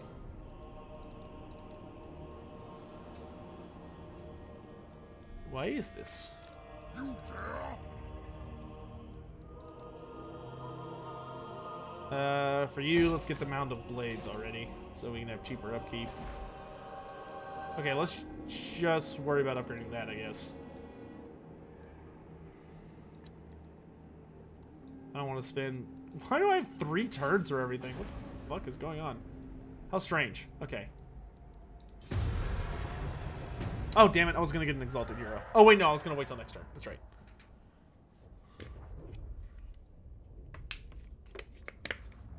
Did Throgg ever trade monsters to Clan Molder? Probably. We don't have a record of him doing it, but that I would not have put it past him at all.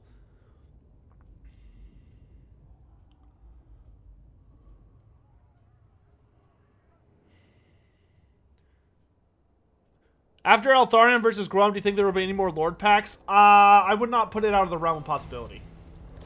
I'll put it this way. I do not think it's the last DLC before 3. Otherwise, they would have already announced 3.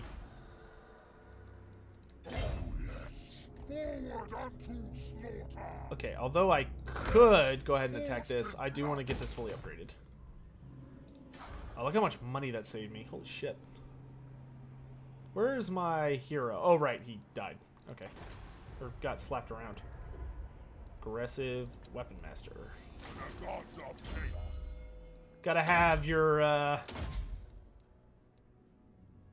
Siegvald's definitely the kind of guy, in my opinion, that would have, like, a little Ponzi of heroes around him. We'll probably have, like, 2 Exalted Champions and 1 Chaos Sorcerer in Siegvald's army. But now we can start getting... Why does it take me so many turns to recruit shit here? Is it because I'm in enemy territory? What if I do it here? Okay, now it's only 1. That was weird. Alright, let's start getting chosen for Siegvald. Let's start with you. I can get up to 5, but we do want to be careful. We don't have a ton of money right now.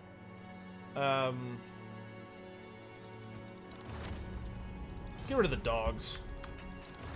I don't have any bonuses for them right now. Perfect. Actually, let's do that. There you go.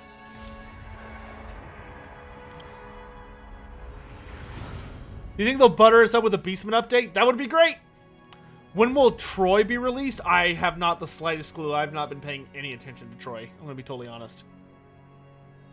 What's the lore for the squig?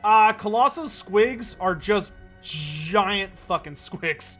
There's nothing else I could do to possibly describe them. They are literally just massive squigs, like the size of giants, that are able to bound and leap horrific distances.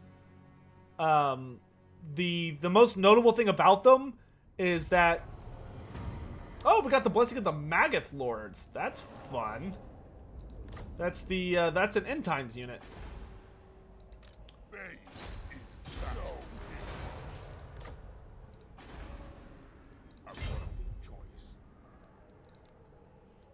Okay, let's drop a Marauder unit so I can get one more...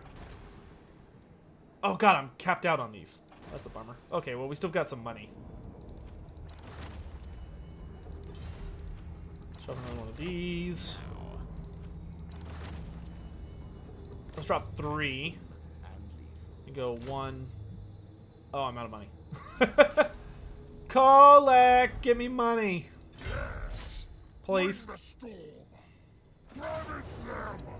Thank you. Thanks, Daddy. Everybody knows Kolek's just a sugar daddy to Siegvald. Yeah, let's get the spoilers. Now, where was I? Ah, yes. I need more halberds. Is that maxing out our slots? No, I can get... Alright, let's just phase out those dudes. More halberds. That'll work. Also, when colossal squigs die, they explode. So that's gross. Locky T, glad to hear it, man. Hey, Sotek, Immortal will eventually turn into a chaos spawn if in areas of high chaos corruption, correct? If so, does vampiric corruption work in the same place or just death auras? So, just by living in a place with high corruption does not necessarily mean you're doomed to turn into a chaos spawn. It just means you're more than likely to. Because being a chaos spawn is basically you get so many mutations that they eventually overwhelm you, like your sense of self, and you lose your identity. It becomes something other, is the best way to describe it. But there are individuals who are capable of having lots and lots and lots and lots and lots and lots and lots and lots and lots and lots and lots of mutations before they get to a point where they are genuinely in danger of losing themselves. Okay, the arrow is pointing to it, so it's triangle. Scroll of Aramar. There we go. There you go.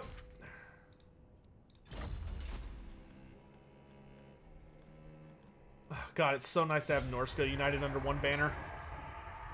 Though we do need to make sure Osland does not expand.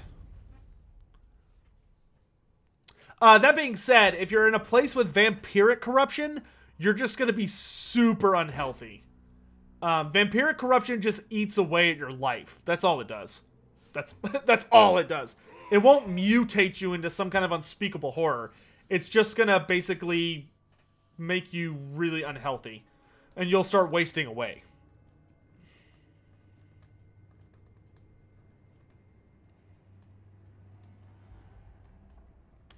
Is there yeah, there are, outset, there are numerous mutations that are way more dangerous. Probably the most infamous mutation that makes its way into almost all of the RPGs. Defeat him in battle. Okay. So probably the most deadly mutation that's really, really famous is known as, oh, I have been ambushed by Volkmar the Grim. The Battle Pope dare ambush Kolek Suneater. The most dangerous is called, I think it's called Blasted Mind or Mind of Hosts or something like that. But basically, your brain connects itself to the realm of chaos through a mental mutation. So like your imagination is genuinely linked to the realm of chaos, and a group of demons are able to manifest in your brain. And when they gather enough power, like you hear them as voices and whispers and all that other nasty stuff. But when they gather enough power, they will genuinely pop out of your head like they're made of fucking confetti. Except for they're fully sized demons who just come out and ruin your A1 day. Like, they will just destroy your existence. Dogs, I got a job for you.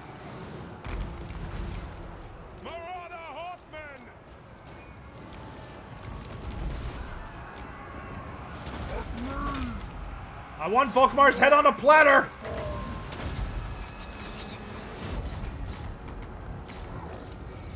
Summoners of Rage deal with this. The rest of you come to me.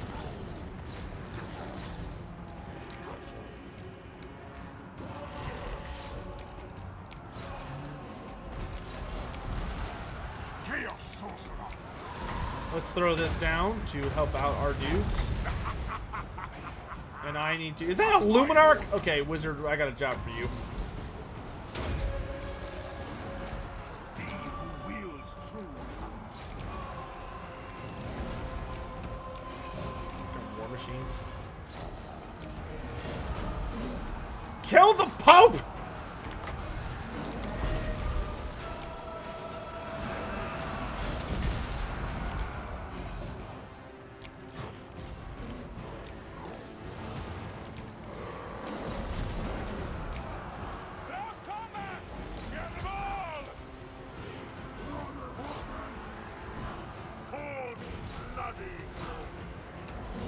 Get moving! Kill him!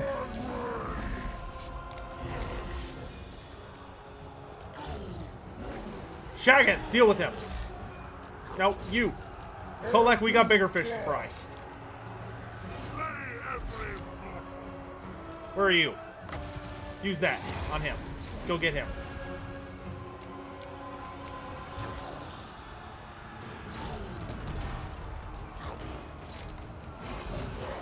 Get that war machine offline.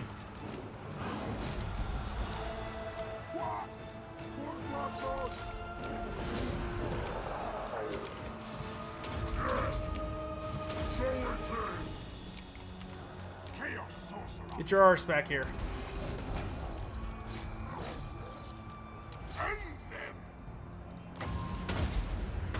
Lower their melee defense.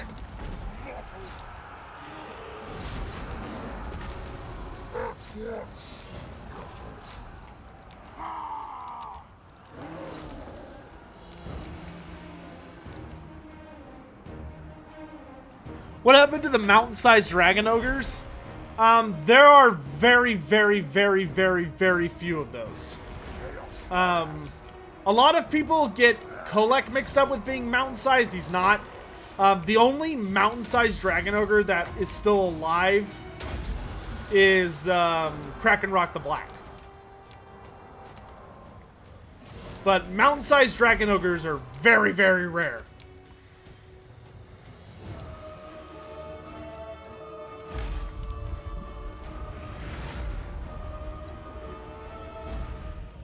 Krakenrock is probably the only one.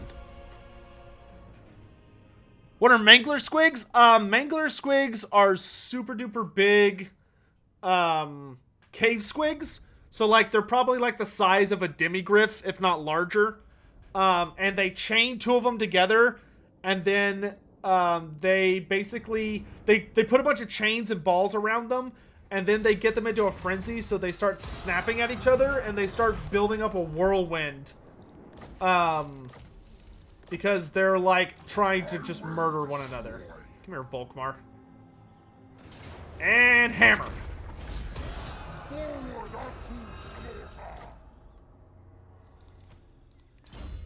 Okay, now we can go for Erengrad. Let's get Premonition, so I'm harder to ambush in the future. Final Transmutation. Oh, you leveled up twice. Final Transmutation again. My brain says I should retreat and heal. So let's do what our brain says.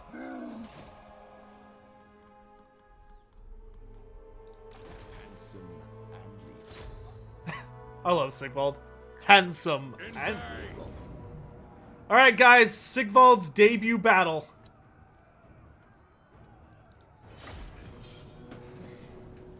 Are cave squigs the most common squig? Yes.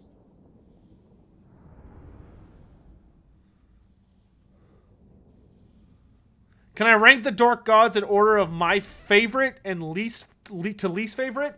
Favorite is Nurgle, because I have always been someone that prefers the idea of like super crazy tankiness and immortality. Like if a deity offered me immortality, I would be very unlikely to say no.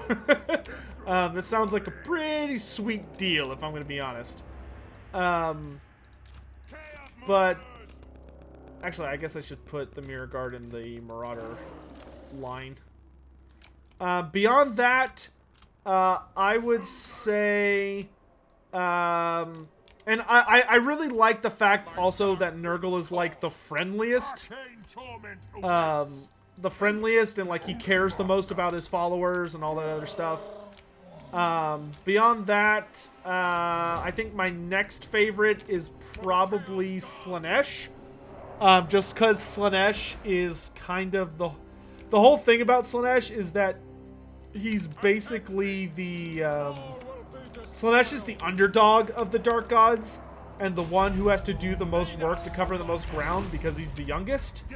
But he also has the most promise, and according to some prophecies, is going to be the most powerful at some point. You know, it depends on what you believe. But that's why he's known as the Dark Prince. Is because in some legends, he's the one that's meant to, like, take the mantle of, like, all chaos.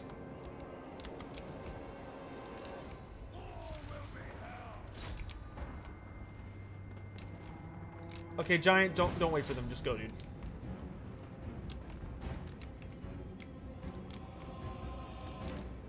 Marauders, focus. Front lines, please. Kill them all! Lead us all! Evil unbound! All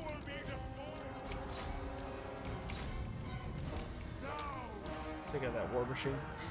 After that, I would probably say Khorne is my third favorite.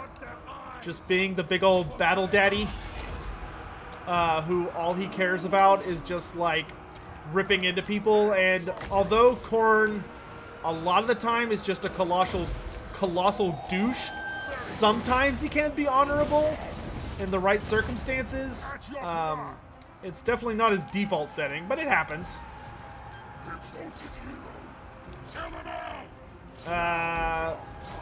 What else?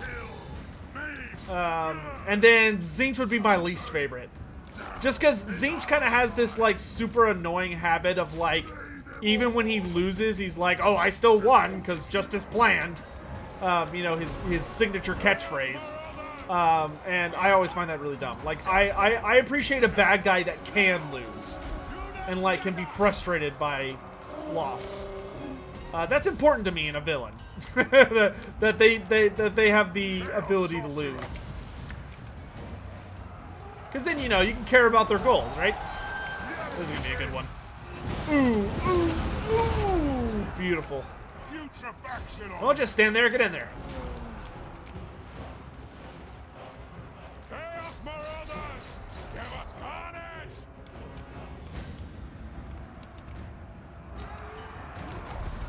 Invade their souls! Mortal fool! Finally got Siegvald in the thick of it. I do love that they made it so that Siegvald can't get blood on his armor. Because he's too good for that. He would never let his armor get dirty. Nor would the gods.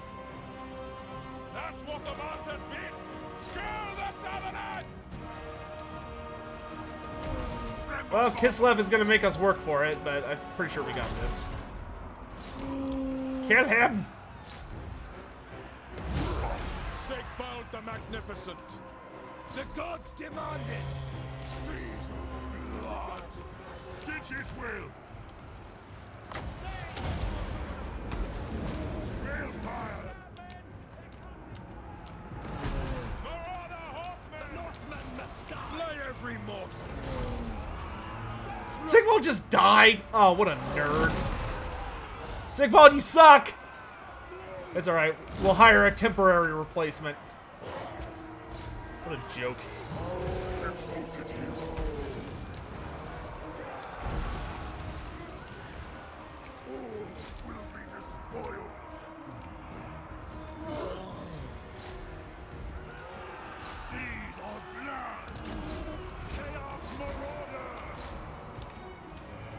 Is Kislev a part of the Empire? No. Kislev is its own separate country. It is closely allied with the Empire due to the fact that the wise among the Imperials know that Kislev makes up their... Kislev significantly makes up their border guard, so to speak.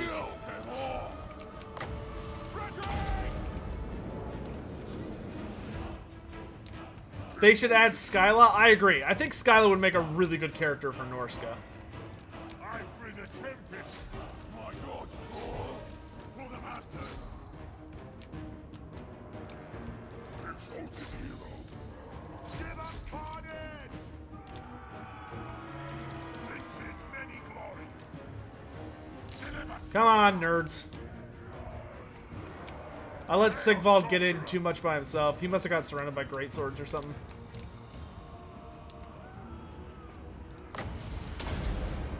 Or it's like Turnant says, that Siegvald's just absolute trash tier. Like, the only thing good about him is that he has regen. I don't have regen on him yet. So he's just trash right now.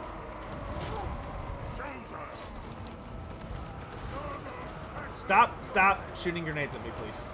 It's rude. This at least allows my, like, wizards and stuff to get stronger in the meantime.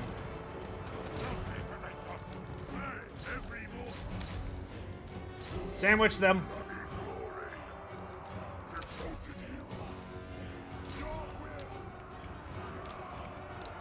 Chaos is magic. Very good. Just break and die already. Jesus.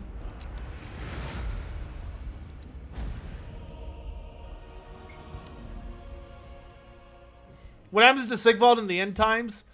In the end times, Siegvald spends most of his time burning and pillaging Bretonnia, and then he gets summoned to Middenheim to help in the final defense, but he pisses off Throgg, and he tries to kill Throgg, and he thinks he succeeds, but he underestimates Throgg's regeneration. So Throgg survives, and then he goes on to fight... he goes on to fight...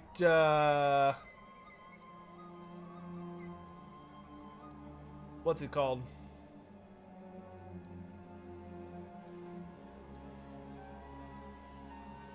He goes on to fight,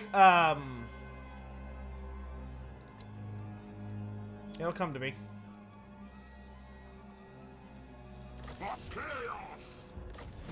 Krell.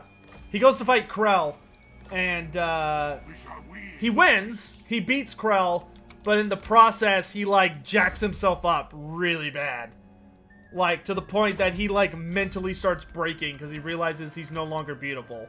So he kills Krell, but at great cost. And then after he thinks it's like all over and he's just wallowing in his self-pity, Throgg comes up behind him and kills him. Because Throgg is a cheater.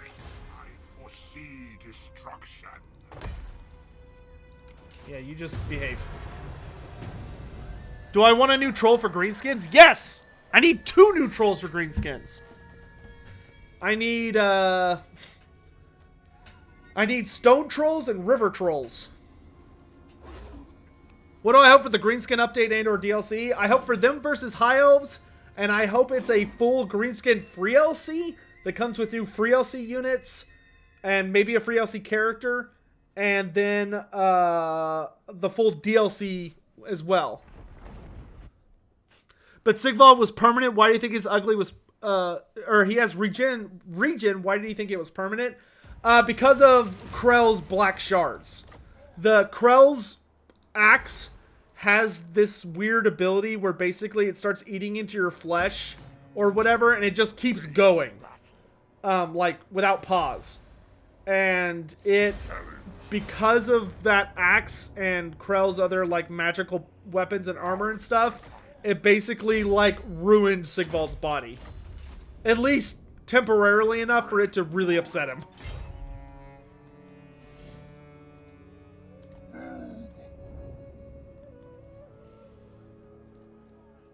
Now, did Siegvald overreact? Probably, but it's Siegvald, so what are you gonna do? Give me more Forsaken.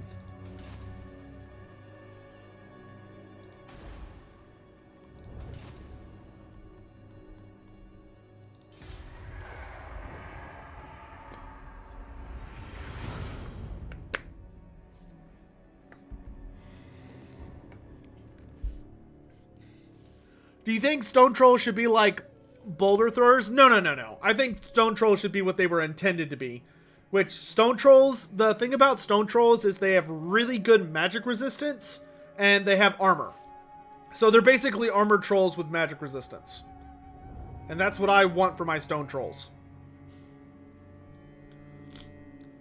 River Trolls have, the whole thing with River Trolls is that they have the ability, they lower local enemy melee attack.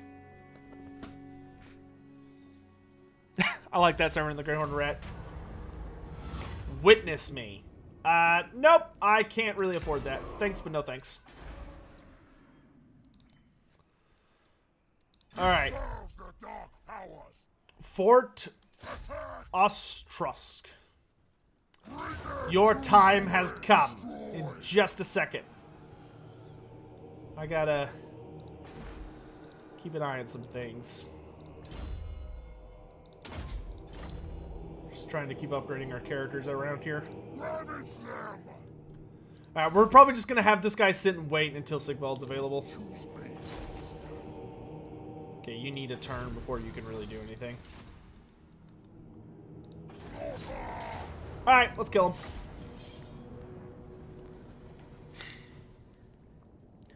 Any thoughts on unique buildings that could go in the Black Pit or Mount Arachnos? Yeah, just buildings that give us better spiders. Okay, thank you. Period. End of story.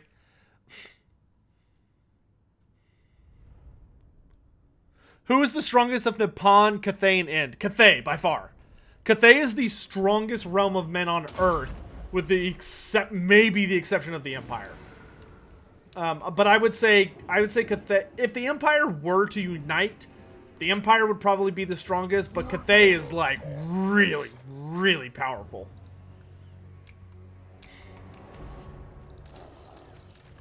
All right, we're not gonna bother splitting up. We're just gonna smash our way in the front door.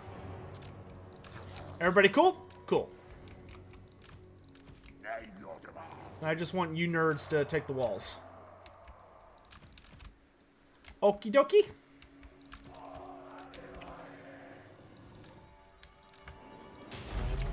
Kill everyone. Sorcerer, let's go have some fun.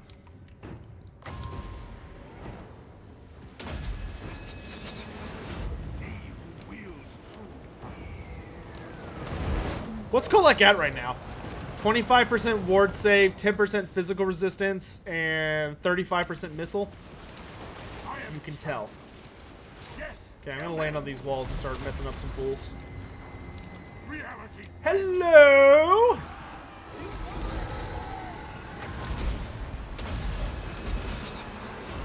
How are we all on the walls today?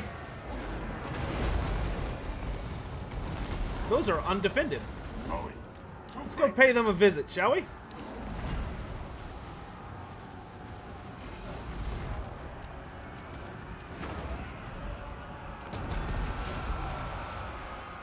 Cathay are not actively Chaos worshippers.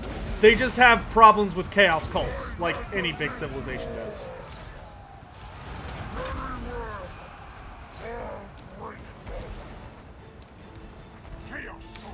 Yeah, we need to deal with this garbage. Make it rain!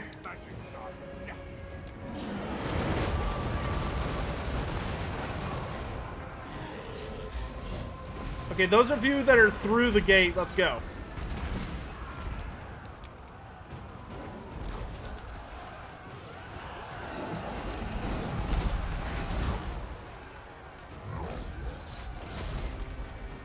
The rest of you keep swinging.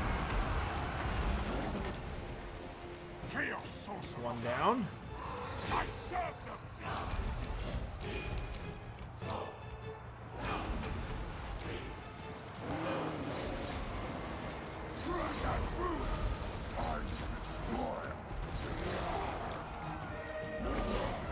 Oh, the general's dead.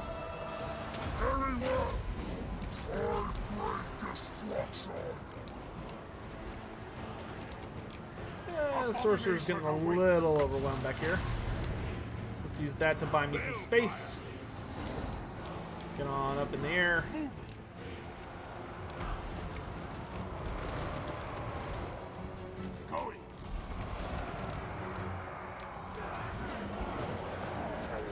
Oh, good. We're inside. Gentlemen. Shaggets. Kolek. Let's get these guns under control.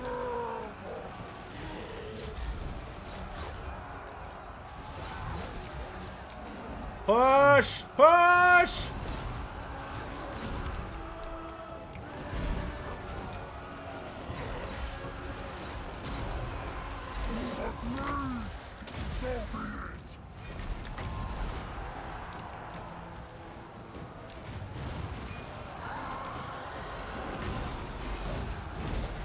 Oh, this will be better. Let's just lower their melee defense. I wield forces of the god of magic. Chaos sorcerer, going.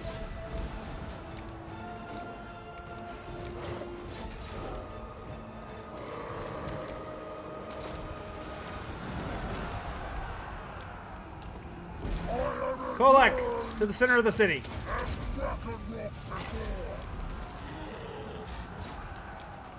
Chaos sorcerer.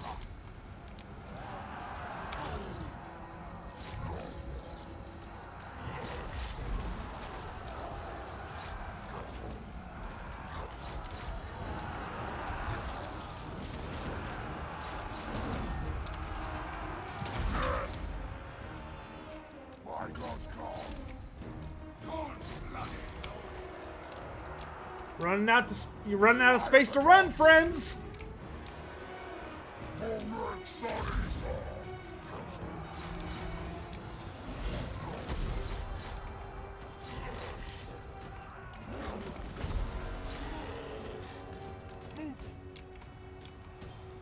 Let's mop this mess up.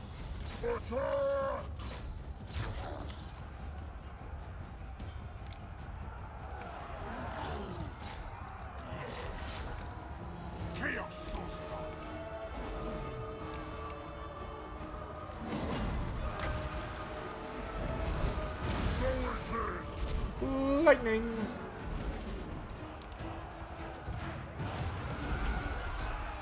Tempest incarnate. Going. Moving. Balefire. Up behind. Right now. All right, the fort is ours.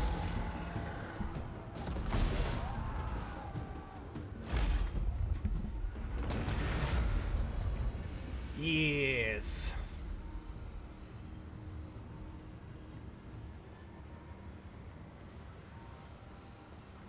Uh-oh. You good? Okay. Richest nation in Warhammer Fantasy? Probably the Dwarves. Maybe the High Elves. One of those two.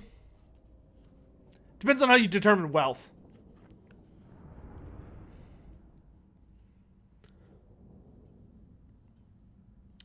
The Great Scholar? No, they never give lore reasons why they do stuff like that. I don't even know who that is.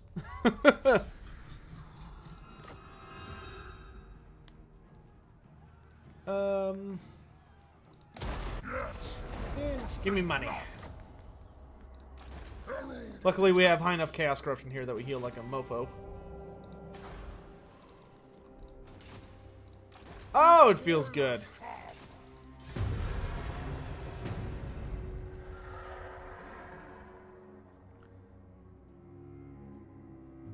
Hey, Happy Rads, hello. I missed who that was. Arcturian, how are you doing? What Age of Sigmar faction would have the easiest time in the old world, which would have the hardest? Yeah, I would say the Ideneth Deepkin would probably have the hardest adjustment. The faction with the easiest adjustment would definitely be the Stormcast Eternals. I mean, they're literally invincible.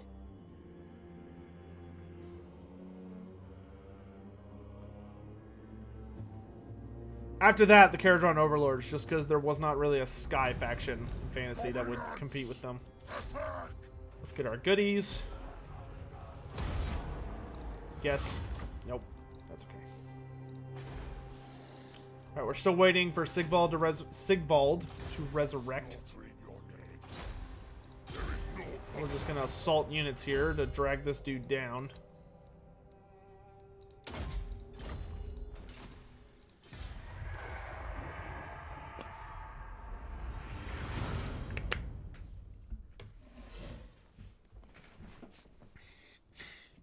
Who do you think would be an awesome greenskin free LC Lord, Gorfang or Gorbad? Personally, I would much prefer Gorbad.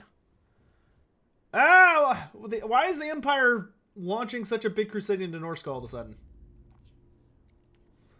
I don't want to have to deal with that. I'm not going to worry about it. I'm just going to worry about killing Kislev first. Then I'll turn around.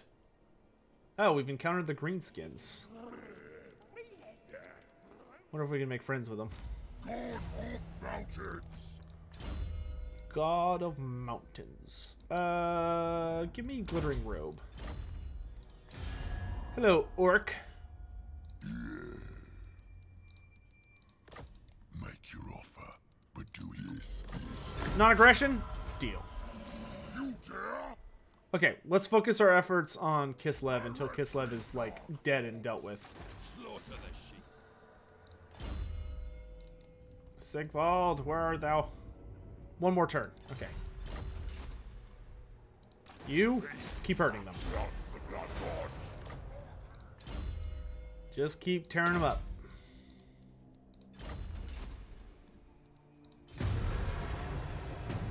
Soon we will bury them.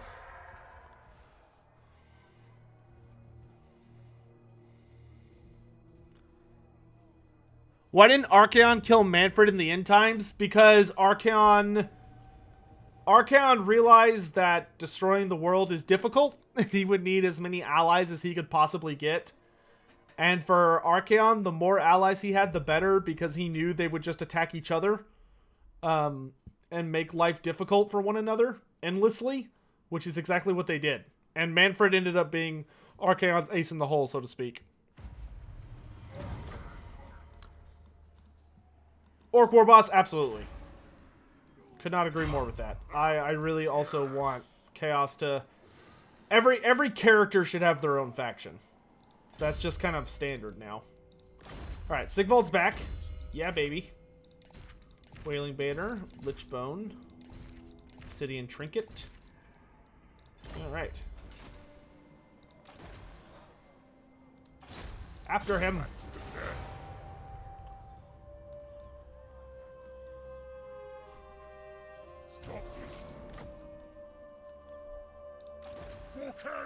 Oh, Throgg. You have a garrison, but not a very good one. Absolutely not. Yeah, we can blow up Throgg. Fulfill the pact.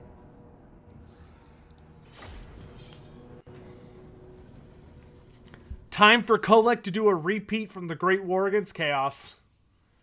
Kolek has destroyed Prague once, and he's about to do it again! What are the High Elf units we need? I would like to see High Elves get Merworms, Lothern Skycutters,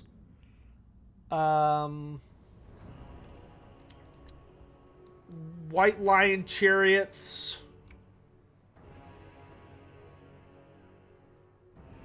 Those would probably be the big ones. It would also be nice if they could get... They need Archmages. They need Archmages so bad. Archmages are probably the most priority lord. Followed by, I think the next lord I'd want to see after that would be Anointed of Assurin, which are a character type. And then after Anointeds, I would want to see, probably Lothern Sea Helms, which are a hero type. That'd be fun.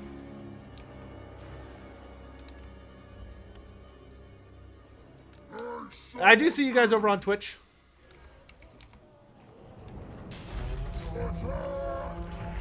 Hope y'all are doing well over there. Appreciate y'all coming by.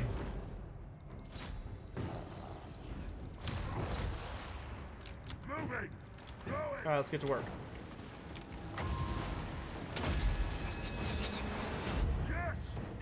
We are going to wreck this city. Just go for a big fat Hyena's Golden Hounds right in the middle there. Oh, let's do it like right there. This world will die.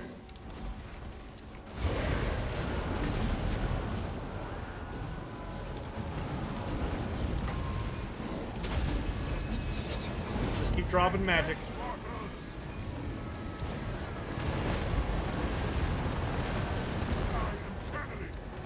More metal.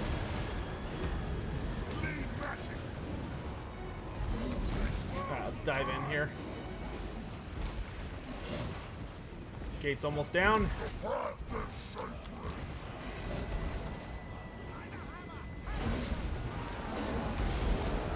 What are merworms? Merworms are like sea dragons. You've seen a merworm if you played the Vampire Coast DLC. Aminar, the big boss at the end, he's like a colossal merworm. Obviously, they'd be more like dragon size. They wouldn't be that big, but it'd be nice to have them. Lightning! Alright, Sorcerer, give me a Transmutation of Lead right there.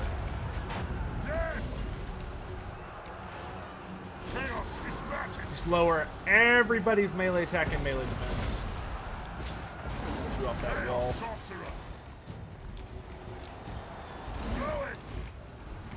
For any easy targets. Let's go help these guys out.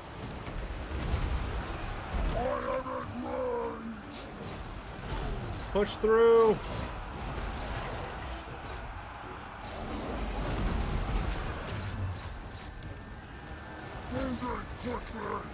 I want that general.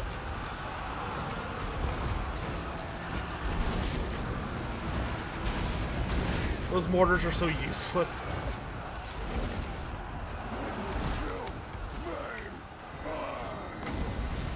Use the scroll of Aminar, try and get rid of these halberdiers.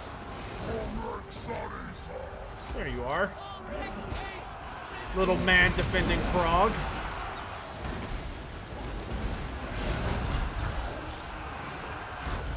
You three, push! Push, push, push, push, push!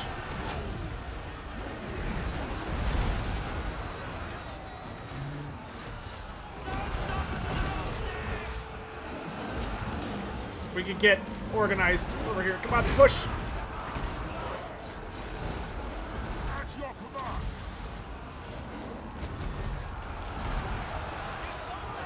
There we go. Now we're getting somewhere. This will be a nice fat one.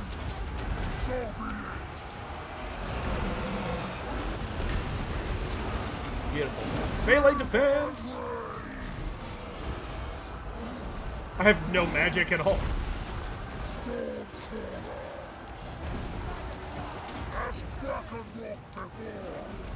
Alright, Shaggets!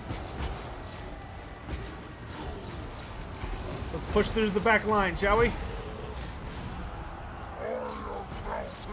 Kolek, you're with us?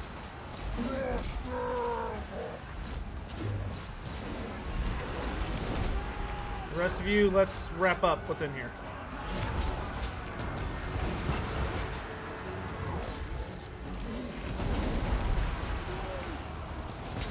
Go ahead and pop a potion of healing.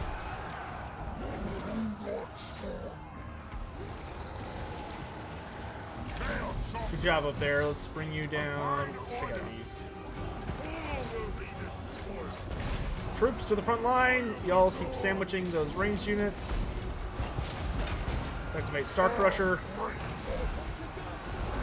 Hold still, little general. There we go. Got him.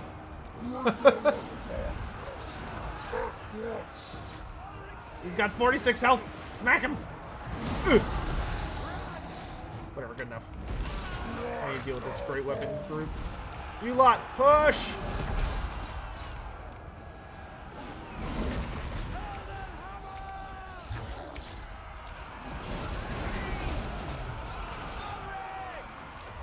Nothing way too many dragon hunters can't deal with.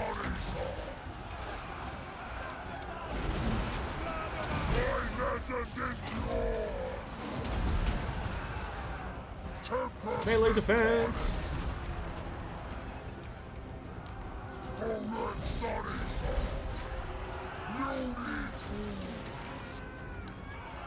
Where's my sorcerer? Kill their general. Very good.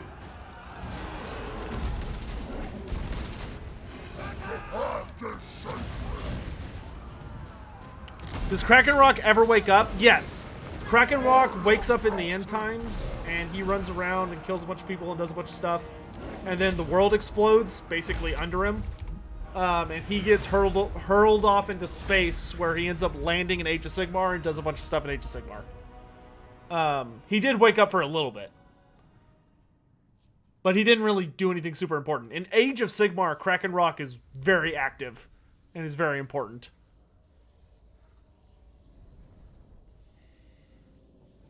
Do you think giant monsters should get the wall breaker ability like warp grinders? It would have to only be for like the largest monsters.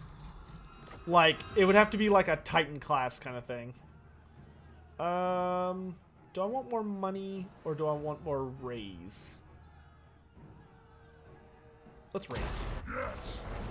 Okay, Prague is gone. That's a big one.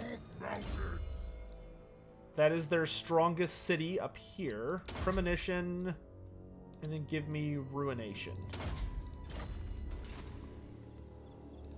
Who are these grotesque readers? I don't want to march because then I'm going to get magically attacked and it'll be super annoying. Lord not moved. No, I definitely moved him. Okay. Good, good. Alright, we've dealt a pretty serious death blow to Kislev, but we still have to finish off their actual capital. Would mammoths have that ability? I would say mammoths, Kolek, Dread Saurians. That'd probably be it right now. But I don't know, even then, I think mammoth, it would have to be like, maybe like a specific kind of mammoth. Like just the war mammoths, or maybe like the Chaos Shrine mammoth.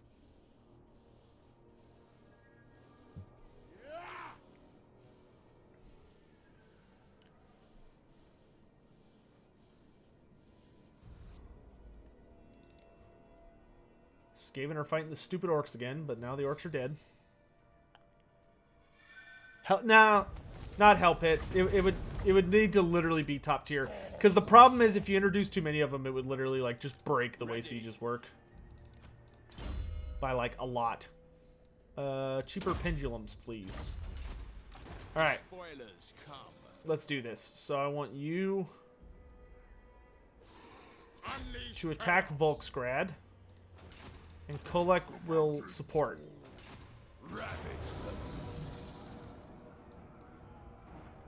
Okay, this will let Siegvald cause terror. And then let's make the Mirror Guard resistant to magic. Oh, they don't have walls, do they? Oh, those poor bastards. Those poor bastards are about to get in a chaos sandwich. Despoil. Oh, lordy. Goodbye. Bring them to Glory for corn, indeed. witness Let's get you growth. And then server die. Hard to hit. The spoilers come.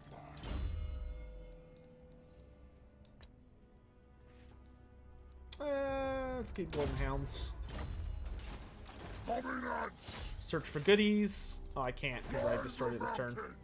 Sad face. Unstoppable.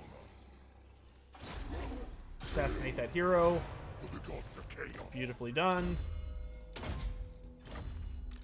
handsome and youthful. Good job, boys. Who are these groups? Siegvald, got armor. Nice. What level do I unlock Sliver Slash? 8. And then I get Auric armor at 13. Okay.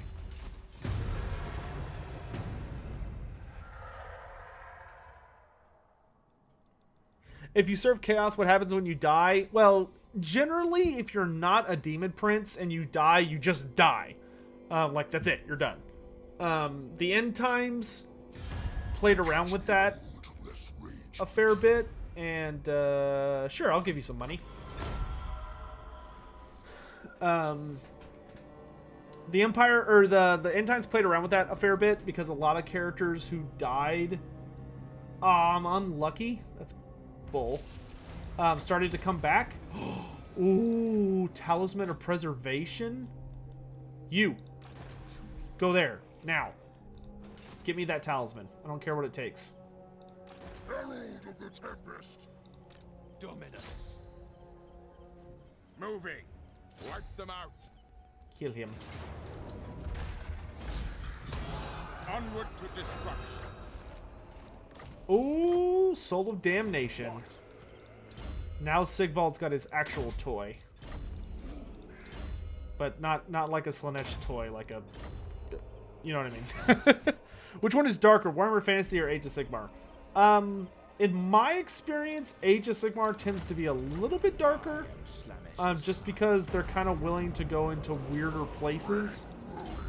And they're just able to get away with some more extremes than they used to when they wrote, like, older stuff. I honestly think they just have better writers nowadays. It's kind of the biggest thing. Now. Are you a god?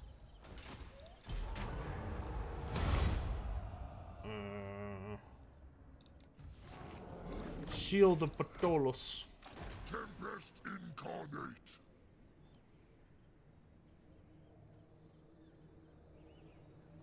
I awake. What did I lose?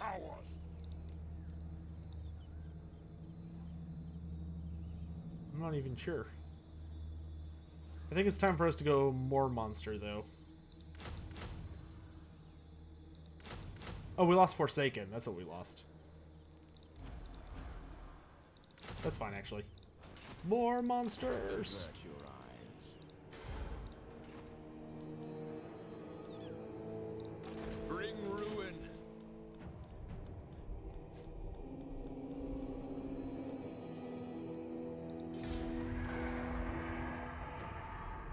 Hey, Phil. Have I read Dark Harvest yet? I have not. Hold on one sec, guys.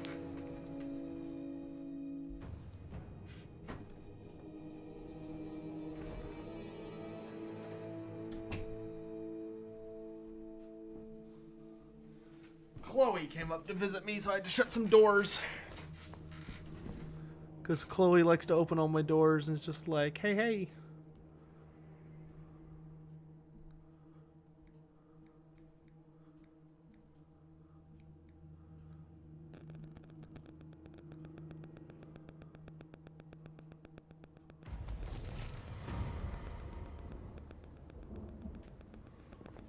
Hope you're all having fun, by the way. I appreciate everybody joining me today. No! Mission aborted, but I wanted it. Ah, damn it. Somebody killed him. Alright. World Walker. You, focus on getting him out of here. Don't worry, Talisman of Preservation. One day I'll get you. I'll get you yet, Gadget. Yeah, let's do chariots and war machines. Now. Siegvald, let's move 31%. Actually, you know what? Let's have Kolek do this so that I can get more exalted warriors. Witness my beauty. Siegvald, we will have get chariots. Because Siegvald's all about that chariot game. You know it. I know it. Question mark is below. Okay, it's that. Sword of Anti-Heroes. Not bad. Can give that to Rune Smasher. Sounds like this guy is probably not dwarf friendly. Oh, we can give him Demonic Strength. I feel like I should probably give that... Yeah, I'm going to give that to Siegvald until he's strong enough to actually be able to wield the artifact. The Pendant of Slanesh. Right now, I want him using the Chalice of Chaos. Well, why can't I equip this? What the fuck? I don't have too many abilities. Can't have more than 3 items that give me an ability. The only one that gives me an ability is the Hellfire Sword. Oh, because it gives you 3 abilities. Oh, I see. Okay, then give me the Shrieking Blade. Give me the Chalice of Chaos. There we go. Now I got it. Well, in that case, let's give you... Actually, you can just keep the Sword of Anti-Heroes. It's fine.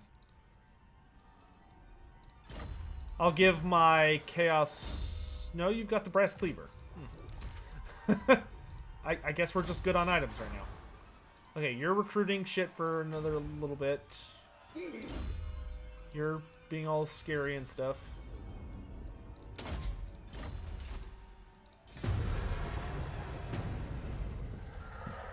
What are my thoughts on Zotes, Amazons, and Gnomes making an appearance in Total War Warhammer like the Familiar did?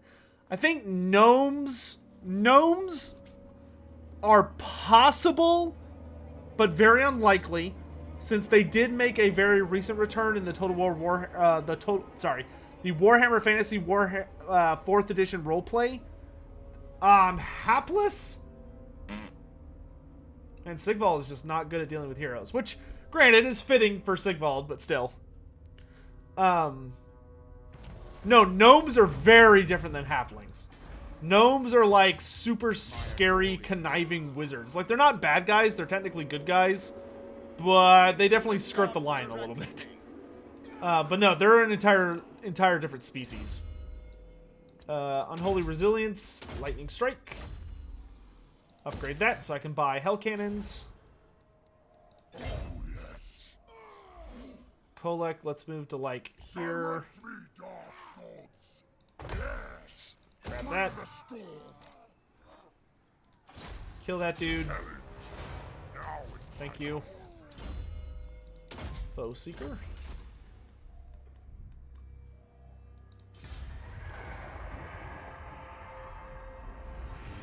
Amazons I see being completely impossible. I do not see Amazons happening at all. That just seems like it's just never gonna happen to me. They're just too... I think they're just too weird and too just kind of out there, and I don't know where they would fit. What was the last option? Zotes. Zotes seem possible. I mean, you could have Zotes in the Lizardman roster. You could have Zotes in the Wood Elf roster. I mean, the Zotes did make a reappearance in the Storm of Magic. So I could definitely see them. Oh, goodbye. Banner of Rage. Nice.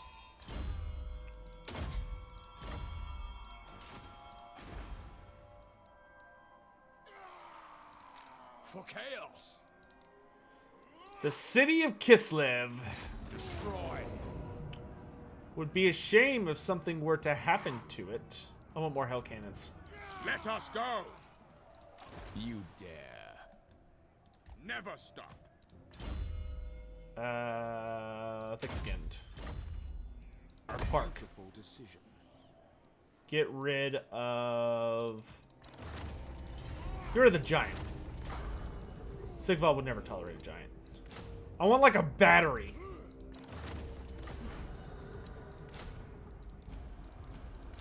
There we go. And then Kolek, let's get you over here.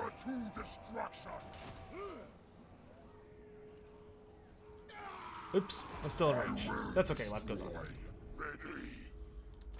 You start working on the garrison. Because if we can break the city of Kislev, then the nation of Kislev is doomed. What's a Zote? Zotes are kind of like lizardman centaurs. They're very, very famous for carrying these big stone mauls. And they are kind of like the guard. They're like the most natural users of life magic. So they specialize in life magic. And it's noted in their lore that they have some kind of connection with the lizardmen. Or like the Slann. But it's very unclear what that connection is. But the Zotes are so powerful at life magic that when a... when a Wood Elf Spellsinger wants to become a Spell Weaver, it is expected for her to seek out a Zote and learn from him. I like how they're just abandoning the city.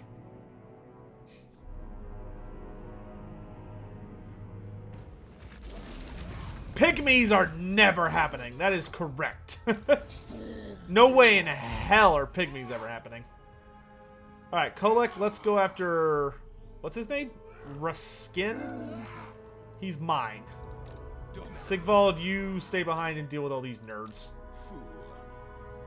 Starting with you. Oh, lightning strike, I'm afraid. Good sir. Okay, let's make Siegvald resistant to magic.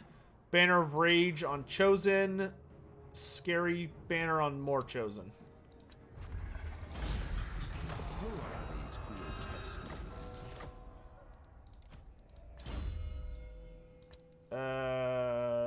Ooh, Gathering of Might would actually be kind of nice.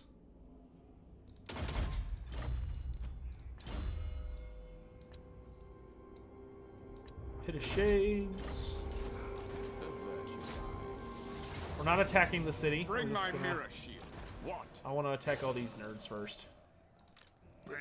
Weaken him. Beautiful. Witness my beauty. Now die. I'll move, I suppose.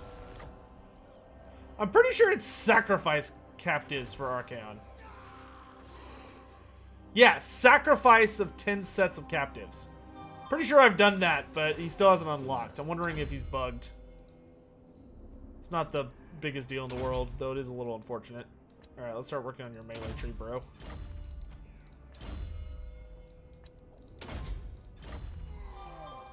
I am Slanesh's scion.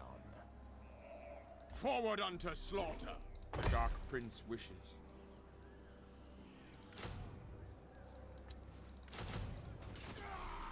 Choose me, master. Ready!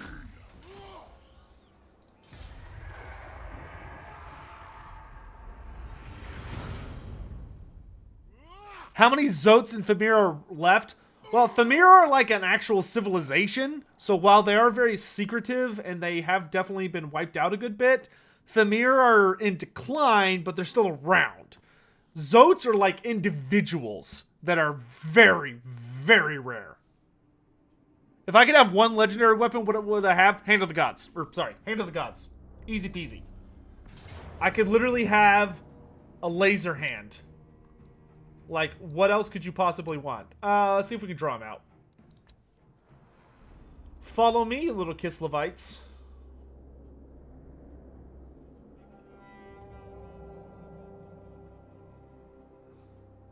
Oh, good, beautiful. You left an army behind. Oh, joy. I'll take your entire stock. Absolutely. Oh, look at that. The Norscan's being proactive. For the gods of chaos. But I can't help him now.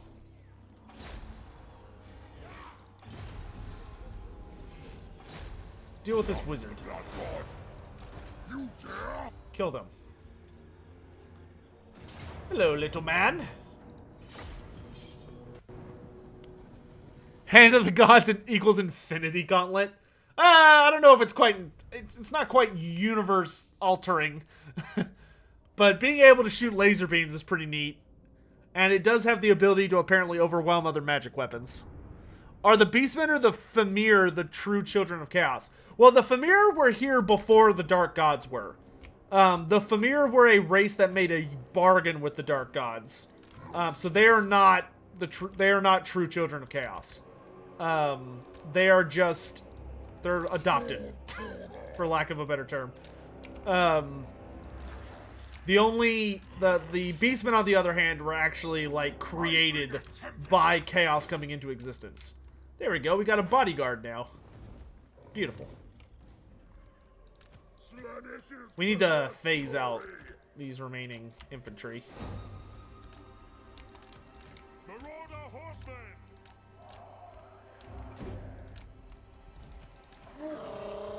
We do have a nice monstrous horde, though. I am enraged!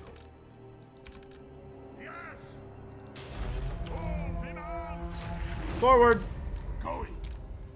The path is sacred! Kill them all! Femur lore is a lot like Dragon Ogre lore. Yes, they are very similar. Except for the Dragon Ogres did not get abandoned like the Femur did. The Femur got totally abandoned by the Dark Gods. Like, they threw them under the bus. Because the Dark Gods basically got what they wanted out of the Femur, and they were like, yeah, we don't need you guys anymore. They just threw them aside like they were a broken toy. Marauder horsemen! Hunt.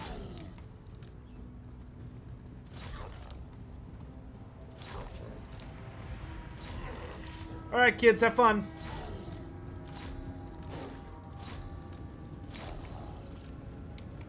You lot, let's go pick on war machines. Comrade Sonny's as black and rock before! I'm gonna look for... Oh, not you. No. Where is it? There.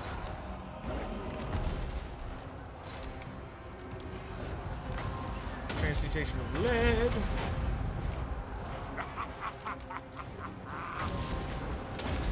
Wicked range metal. Your mortal magic, son. Abomination And awaits.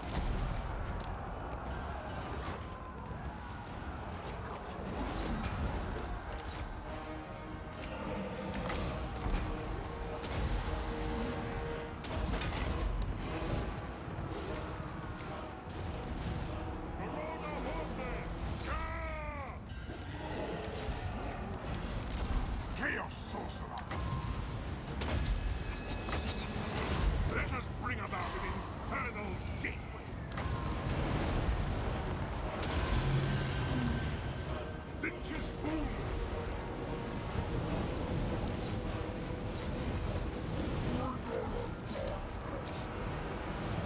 Banish his perverse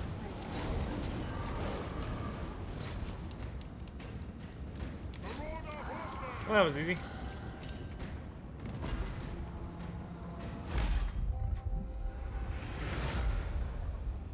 How was the start of my AOS campaign last week? It was okay. I don't know if you follow me on Twitter, Dom, but I posted on Twitter about it. My first game for the in-person Age of Sigmar League last week was I was running Night Haunts, and my opponent was running Maggotkin of Nurgle. Normally not a big deal. The problem was my list was basically built around Spirit Hosts. Like, it was all about having just an assload of Spirit Hosts. Which, if you're not familiar, the whole thing with Spirit Hosts is basically that whenever they roll 6s, when rolling to hit, they get to just immediately deal mortal wounds, which is awesome. So, like, that was, like, the whole crux to my strategy, was just like, okay, I'll swarm them with Spirit Hosts, and they'll die. Easy peasy lemon squeezy, right? Well, the problem was, he was running Maggotkin of Nurgle, and we were playing 1,000 points. So the problem was, his entire army fit in a little triangle, and his character had a special item that said, all enemies within 12 inches, not wholly within, just within 12 inches, have to re-roll 6s to hit. So my army was useless. And the other problem about Nurgle versus Night Haunts is that Night Haunts can take a very long time to kill. Especially if there's not enough enemy models to, like, completely wipe out a Night Haunt unit. So he would kill a unit down to maybe the last, I don't know, guy or two guys. And I would be able to resurrect a model back to... I would be able to resurrect the unit back to full, no problem. This happened over and over and over and over and over and over again. It was miserable. The game lasted for like 3.5 hours easy.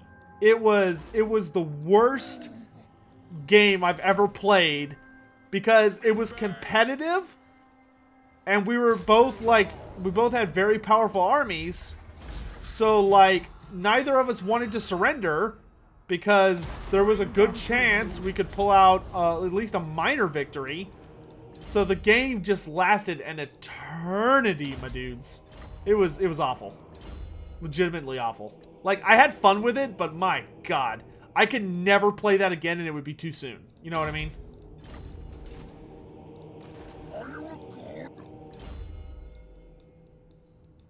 Alright, we have Ruination. Blessed by Chaos is for Chaos Spawn and Chosen. It's for Feral Manticores.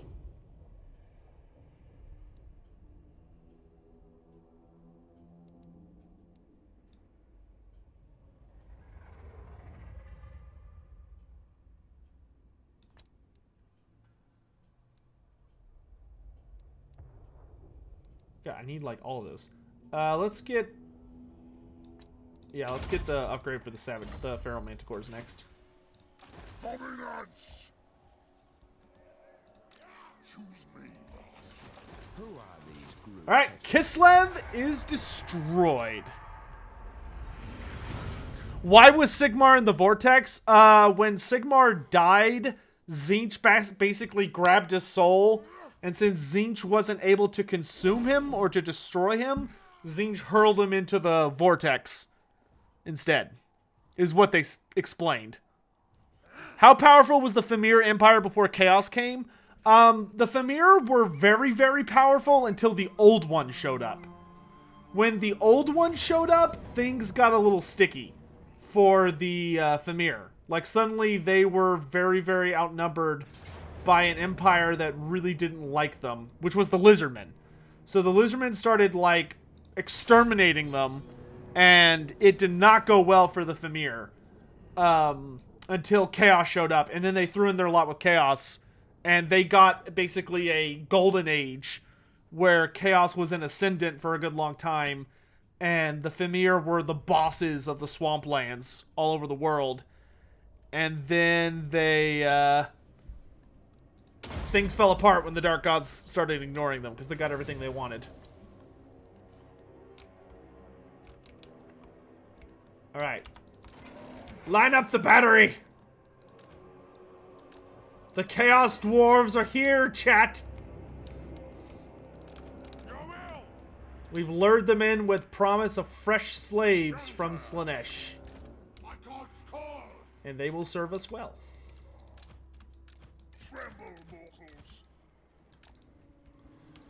Shields in front, cannons behind. So be it. That's what the masters bid. Name your demand. Chaos sorcerer. All will burn. When they come into range, open fire.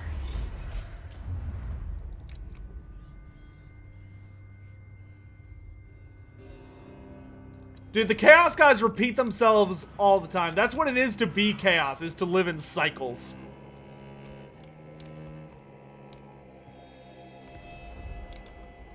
What are you idiots aiming at?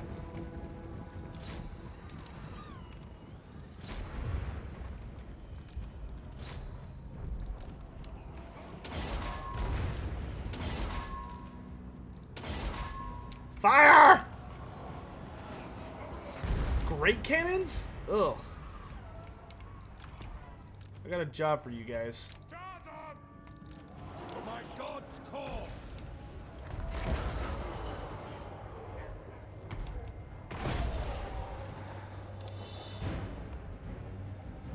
Oh, those are demigriffs. All cannons! Chaos sorcerer. Why don't y'all slow on down there?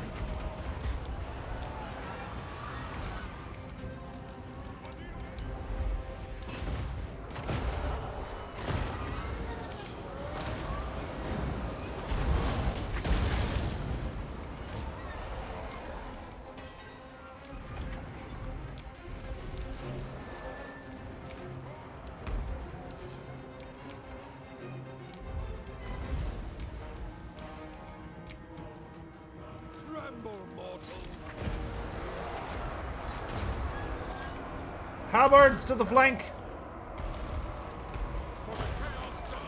The rest of you imbeciles, with me!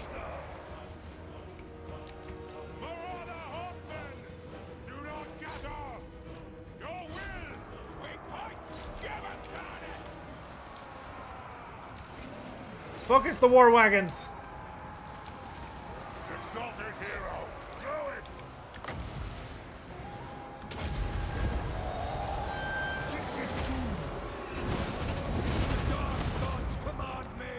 I am channeling. Siegvald, hold them! Uh-oh. Chaos sorcerer. By their will.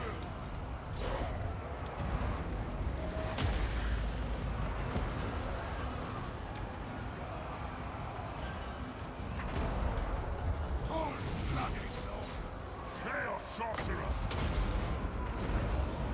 Reality bends. Chaos comes. Very well, fool. Kill them all.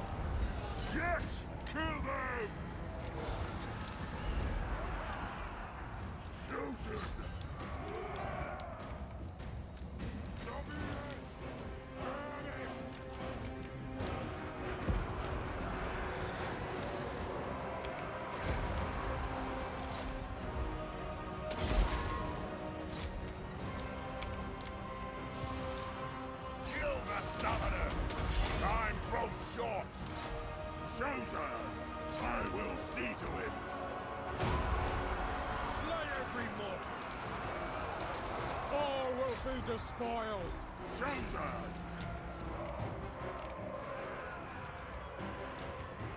Pull back! Features many glories.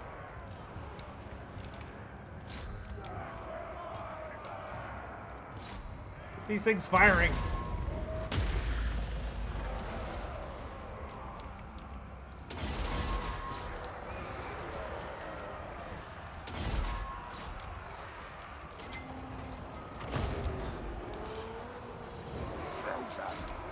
My gods, call!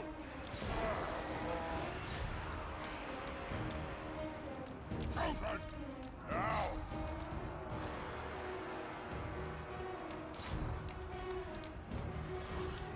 We'll be back!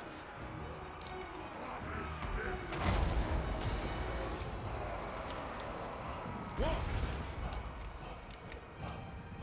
My God's call! That egg! Teaches many glories! Keep firing!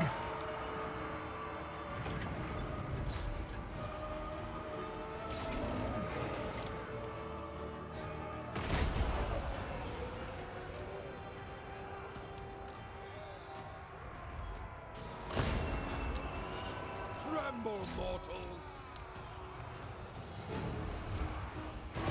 Chaos Sorcerer! Very good! Witch's will!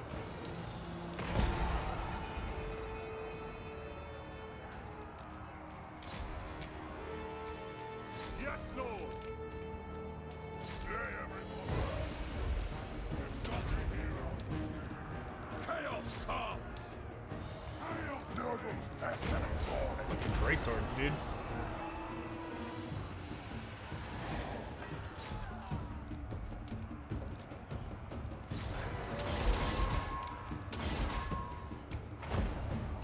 Teaches many glories! Chaos will reign! Chaos Sorcerer! Moving! For the Chaos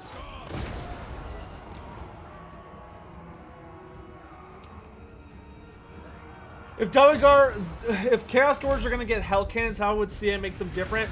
If there's one thing they need to honestly do for Hell Cannons, is that the big thing for Hell Cannons is that they're supposed to why can they not hop back on?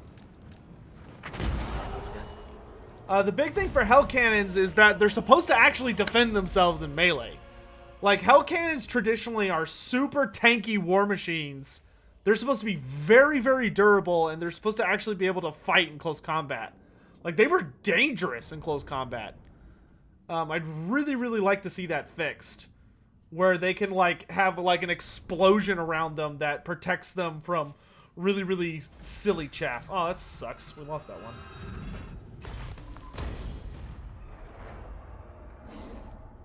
But we survived this little stupid attempt to kill us, so that's good.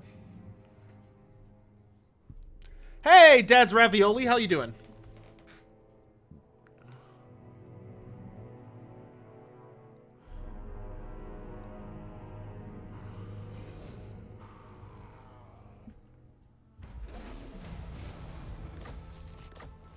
Yeah, chat, we did it. We got Archaon. And look at that, Heralds of Doom. Oh, Sliver Slash.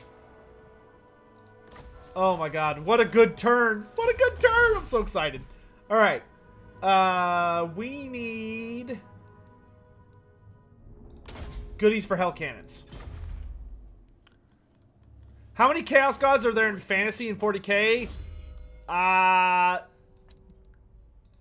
Like important ones? Like ones that you would actually talk about? I would say in Fantasy there are 6. And I have no idea how many there are in 40k. I honestly have, like, no clue. Moving. Ready. Alright, let's have Kolek lead us in here and just kill all these armies at once. Oh, wait, no, Kolek can't lead us in. He has to. Oh no, they all ran! Despoilers come. Oh, here we go. Whack.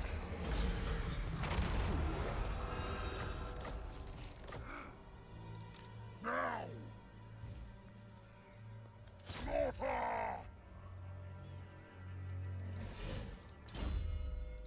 Freaking Ostermark. Moving, father. I will. Okay, I want you to put some distance between you and them. So you can heal up a little bit. Let's get Pit of Shades.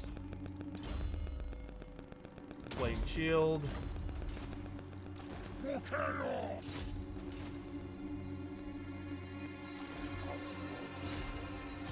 Search the ruins of Kislev.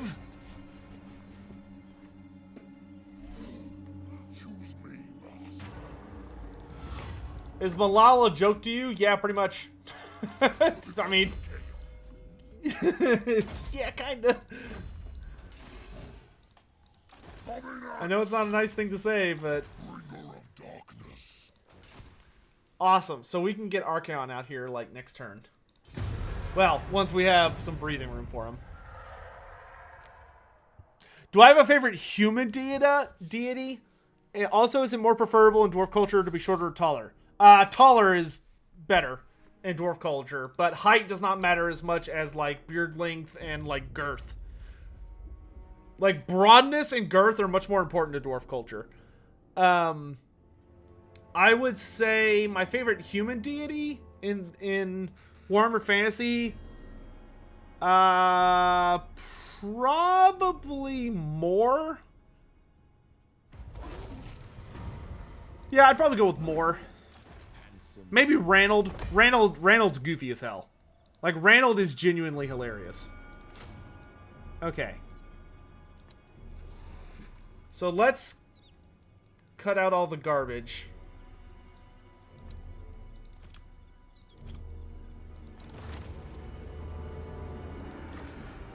I want chariots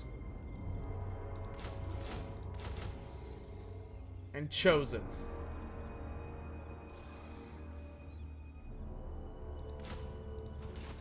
That will be Siegvald's poison.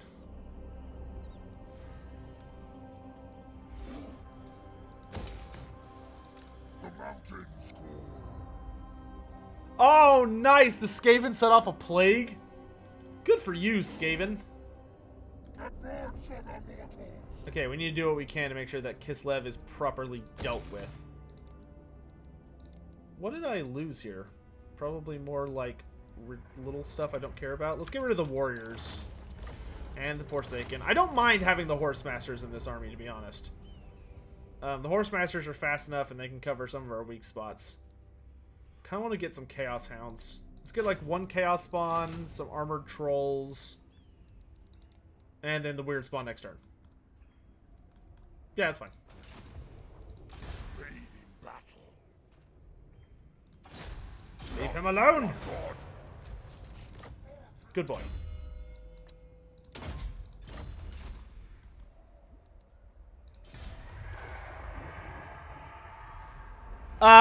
What's happened since you left last time? Kislev is basically dead. They're down to just a couple of settlements.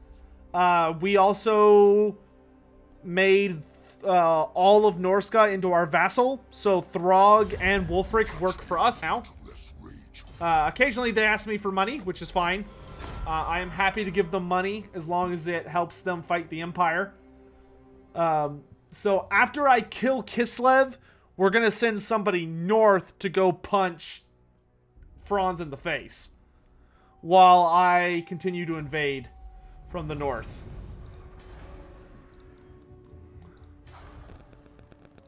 Are you a god? Are you a god?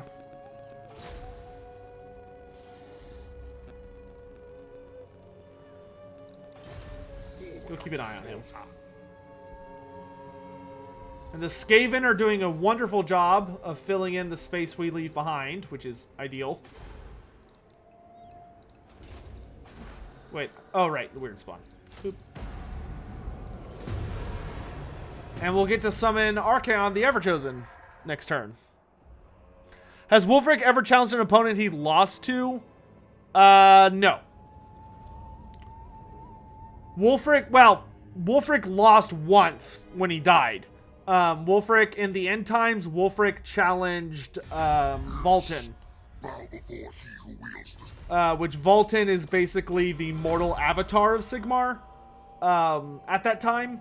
And, him and Wulfric fought, and it was like a crazy little duel, but, Wulfric died. How did Sigmar become a god? Mostly by just being so awesome that people started to worship him and believe he was genuinely something more. And that genuine belief on such a insane scale did make him into a god. Like, he was so worshipped that he basically ascended into godhood. But godhood is also very complicated in Warhammer Fantasy.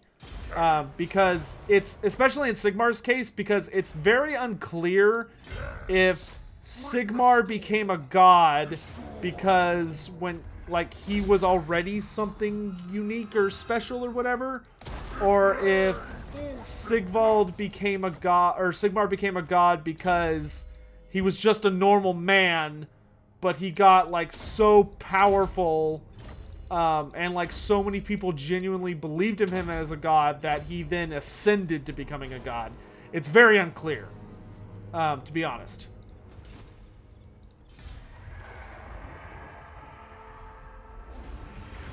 What all does Kislev have left? Just like Erengrad and Zavastra? Yeah, I think that's it.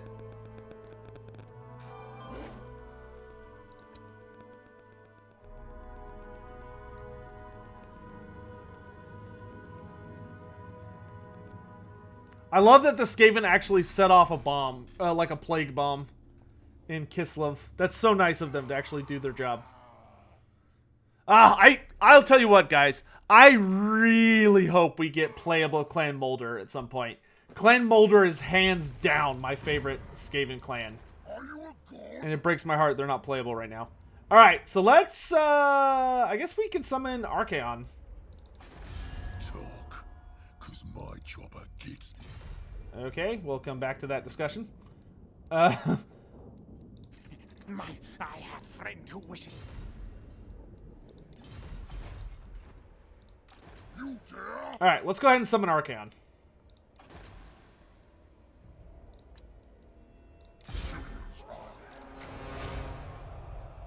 Now, you behave and have a good time. I'll pick you up at like 8, okay? Bye. Squish.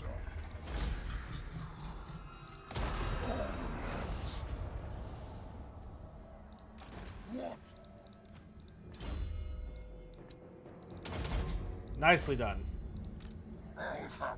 Archaon, get the Swords of Chaos. Boom. Perfect place for a starting invasion. The Dark Prince wishes. Siegvald. We're gonna hunt this nerd.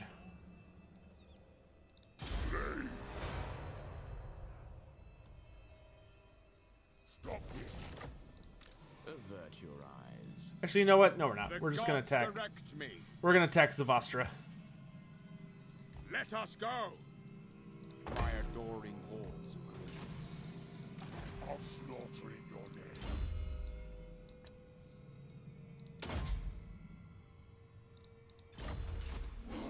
What's the source about Fimir? The most recent, so the accurate, up-to-date Fimir lore is going to be in the Storm of Magic Compendium, which was an 8th edition expansion, and the Warhammer Fantasy 4th edition roleplay compendium. You'll find all your Fimir lore in those two books.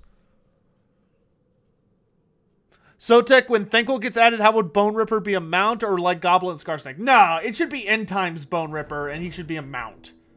Like, I know a lot of people don't like the End Times, but like, End Times Thankful was where it was at. End Times Thankful is such a badass. He looks so cool. Who's smarter, Tyrion or Teclis? Teclis. By a lot. Tyrion is much more emotional. and is driven very much by his emotions. Unleash chaos.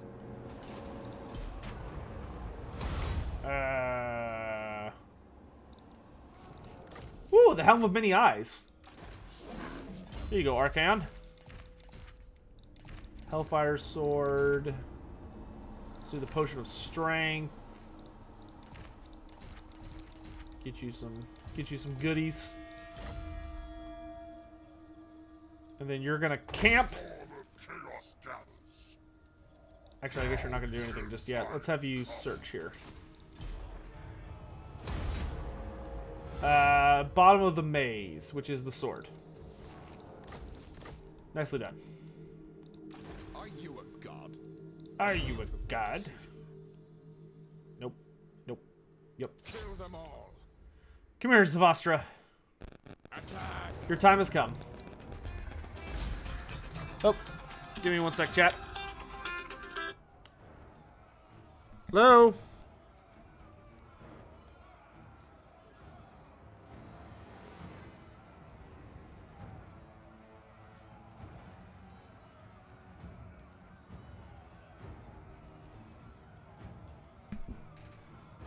Alright, so with Siegvald, let's raise for healing. Hey, Silver Slash upgrade. Assassinate a Norscan character. It's a little rude. You dare. Let's go ahead and get...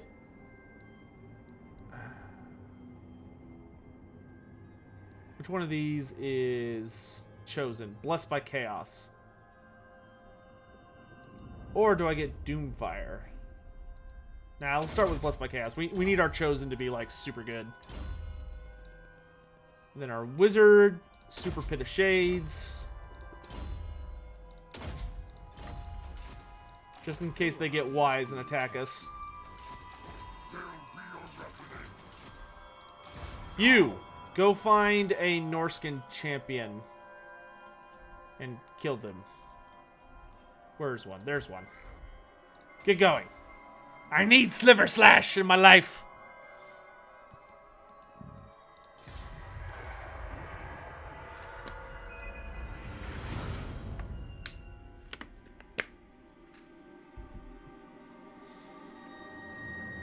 What happens to Rapunzel during the end times? Rapunzel never showed up.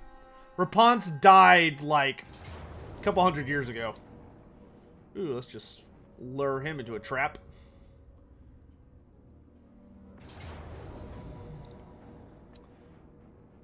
Alright, this will be a fight. He's got some stuff, but we also have some stuff. Teclis is the least ashholish asshole in a race of assholes. Yeah, that's fair. Teclis could be a douche sometimes, but compared to other elves, he was not nearly as bad. He could still be pretty insufferable, though.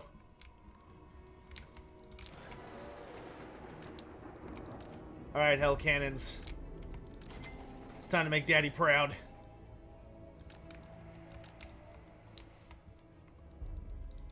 Teaches many glories. Halberds, defend the hell cannons. Chosen. The rest of you are with me. Pestilent glory.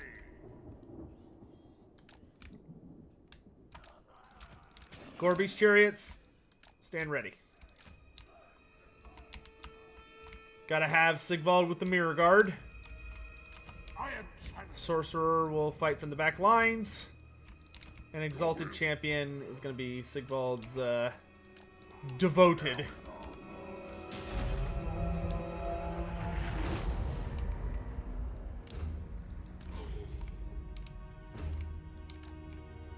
Let's go take cover over here with our Gorbeach chariots. Are Chaos Knights chosen or just Chaos Warriors on horses or something stronger? Chaos Knights are roughly the equivalent of chosen. Yeah. They're about on the same tier. They're just different. Can I reach these stupid things? No. Alright, I guess we're gonna have to go over there. Let's go!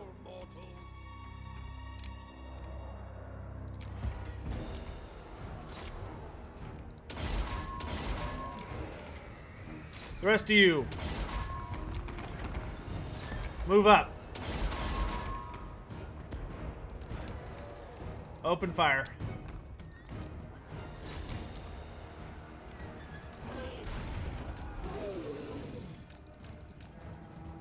Yes, focus the wrong unit, you fools. Now I can rear charge you. Ha ha ha ha!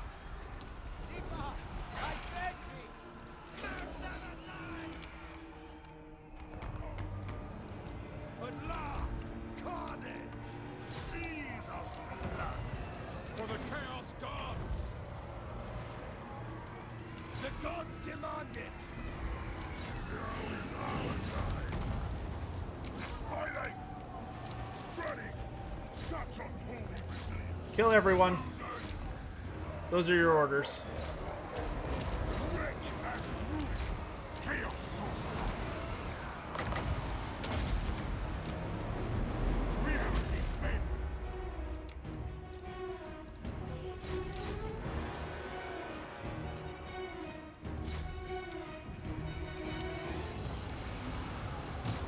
Hell cannons, let's focus the ranged units, please.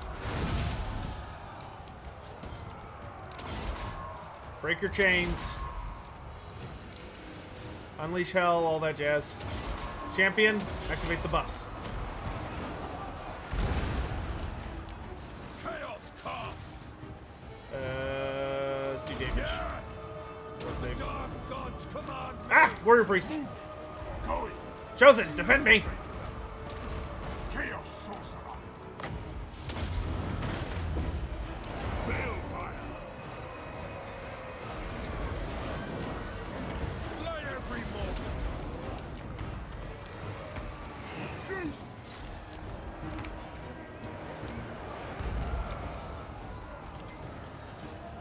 Rid of that stupid war wagon.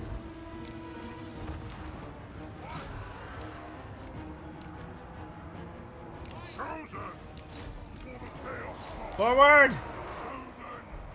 Seas of blood! Despoiling! Exalted hero! Exalted. We'll deal with that idiot. Chosen! You. Flat ashes for You. the scorn! You. Weaklings!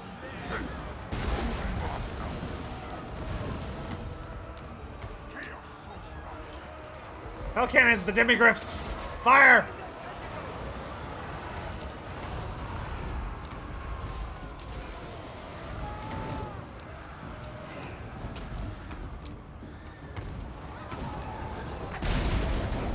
Beautiful. Beautiful.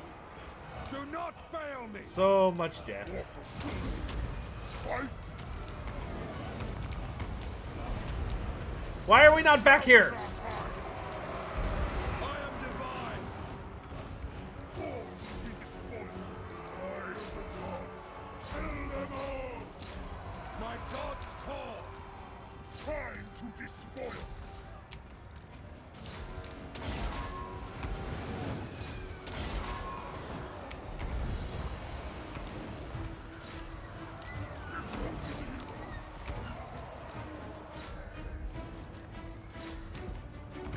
Archaon torment awaits!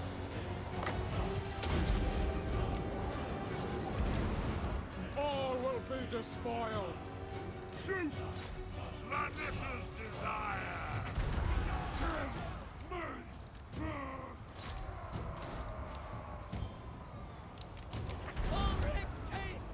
Are they broken? They're broken.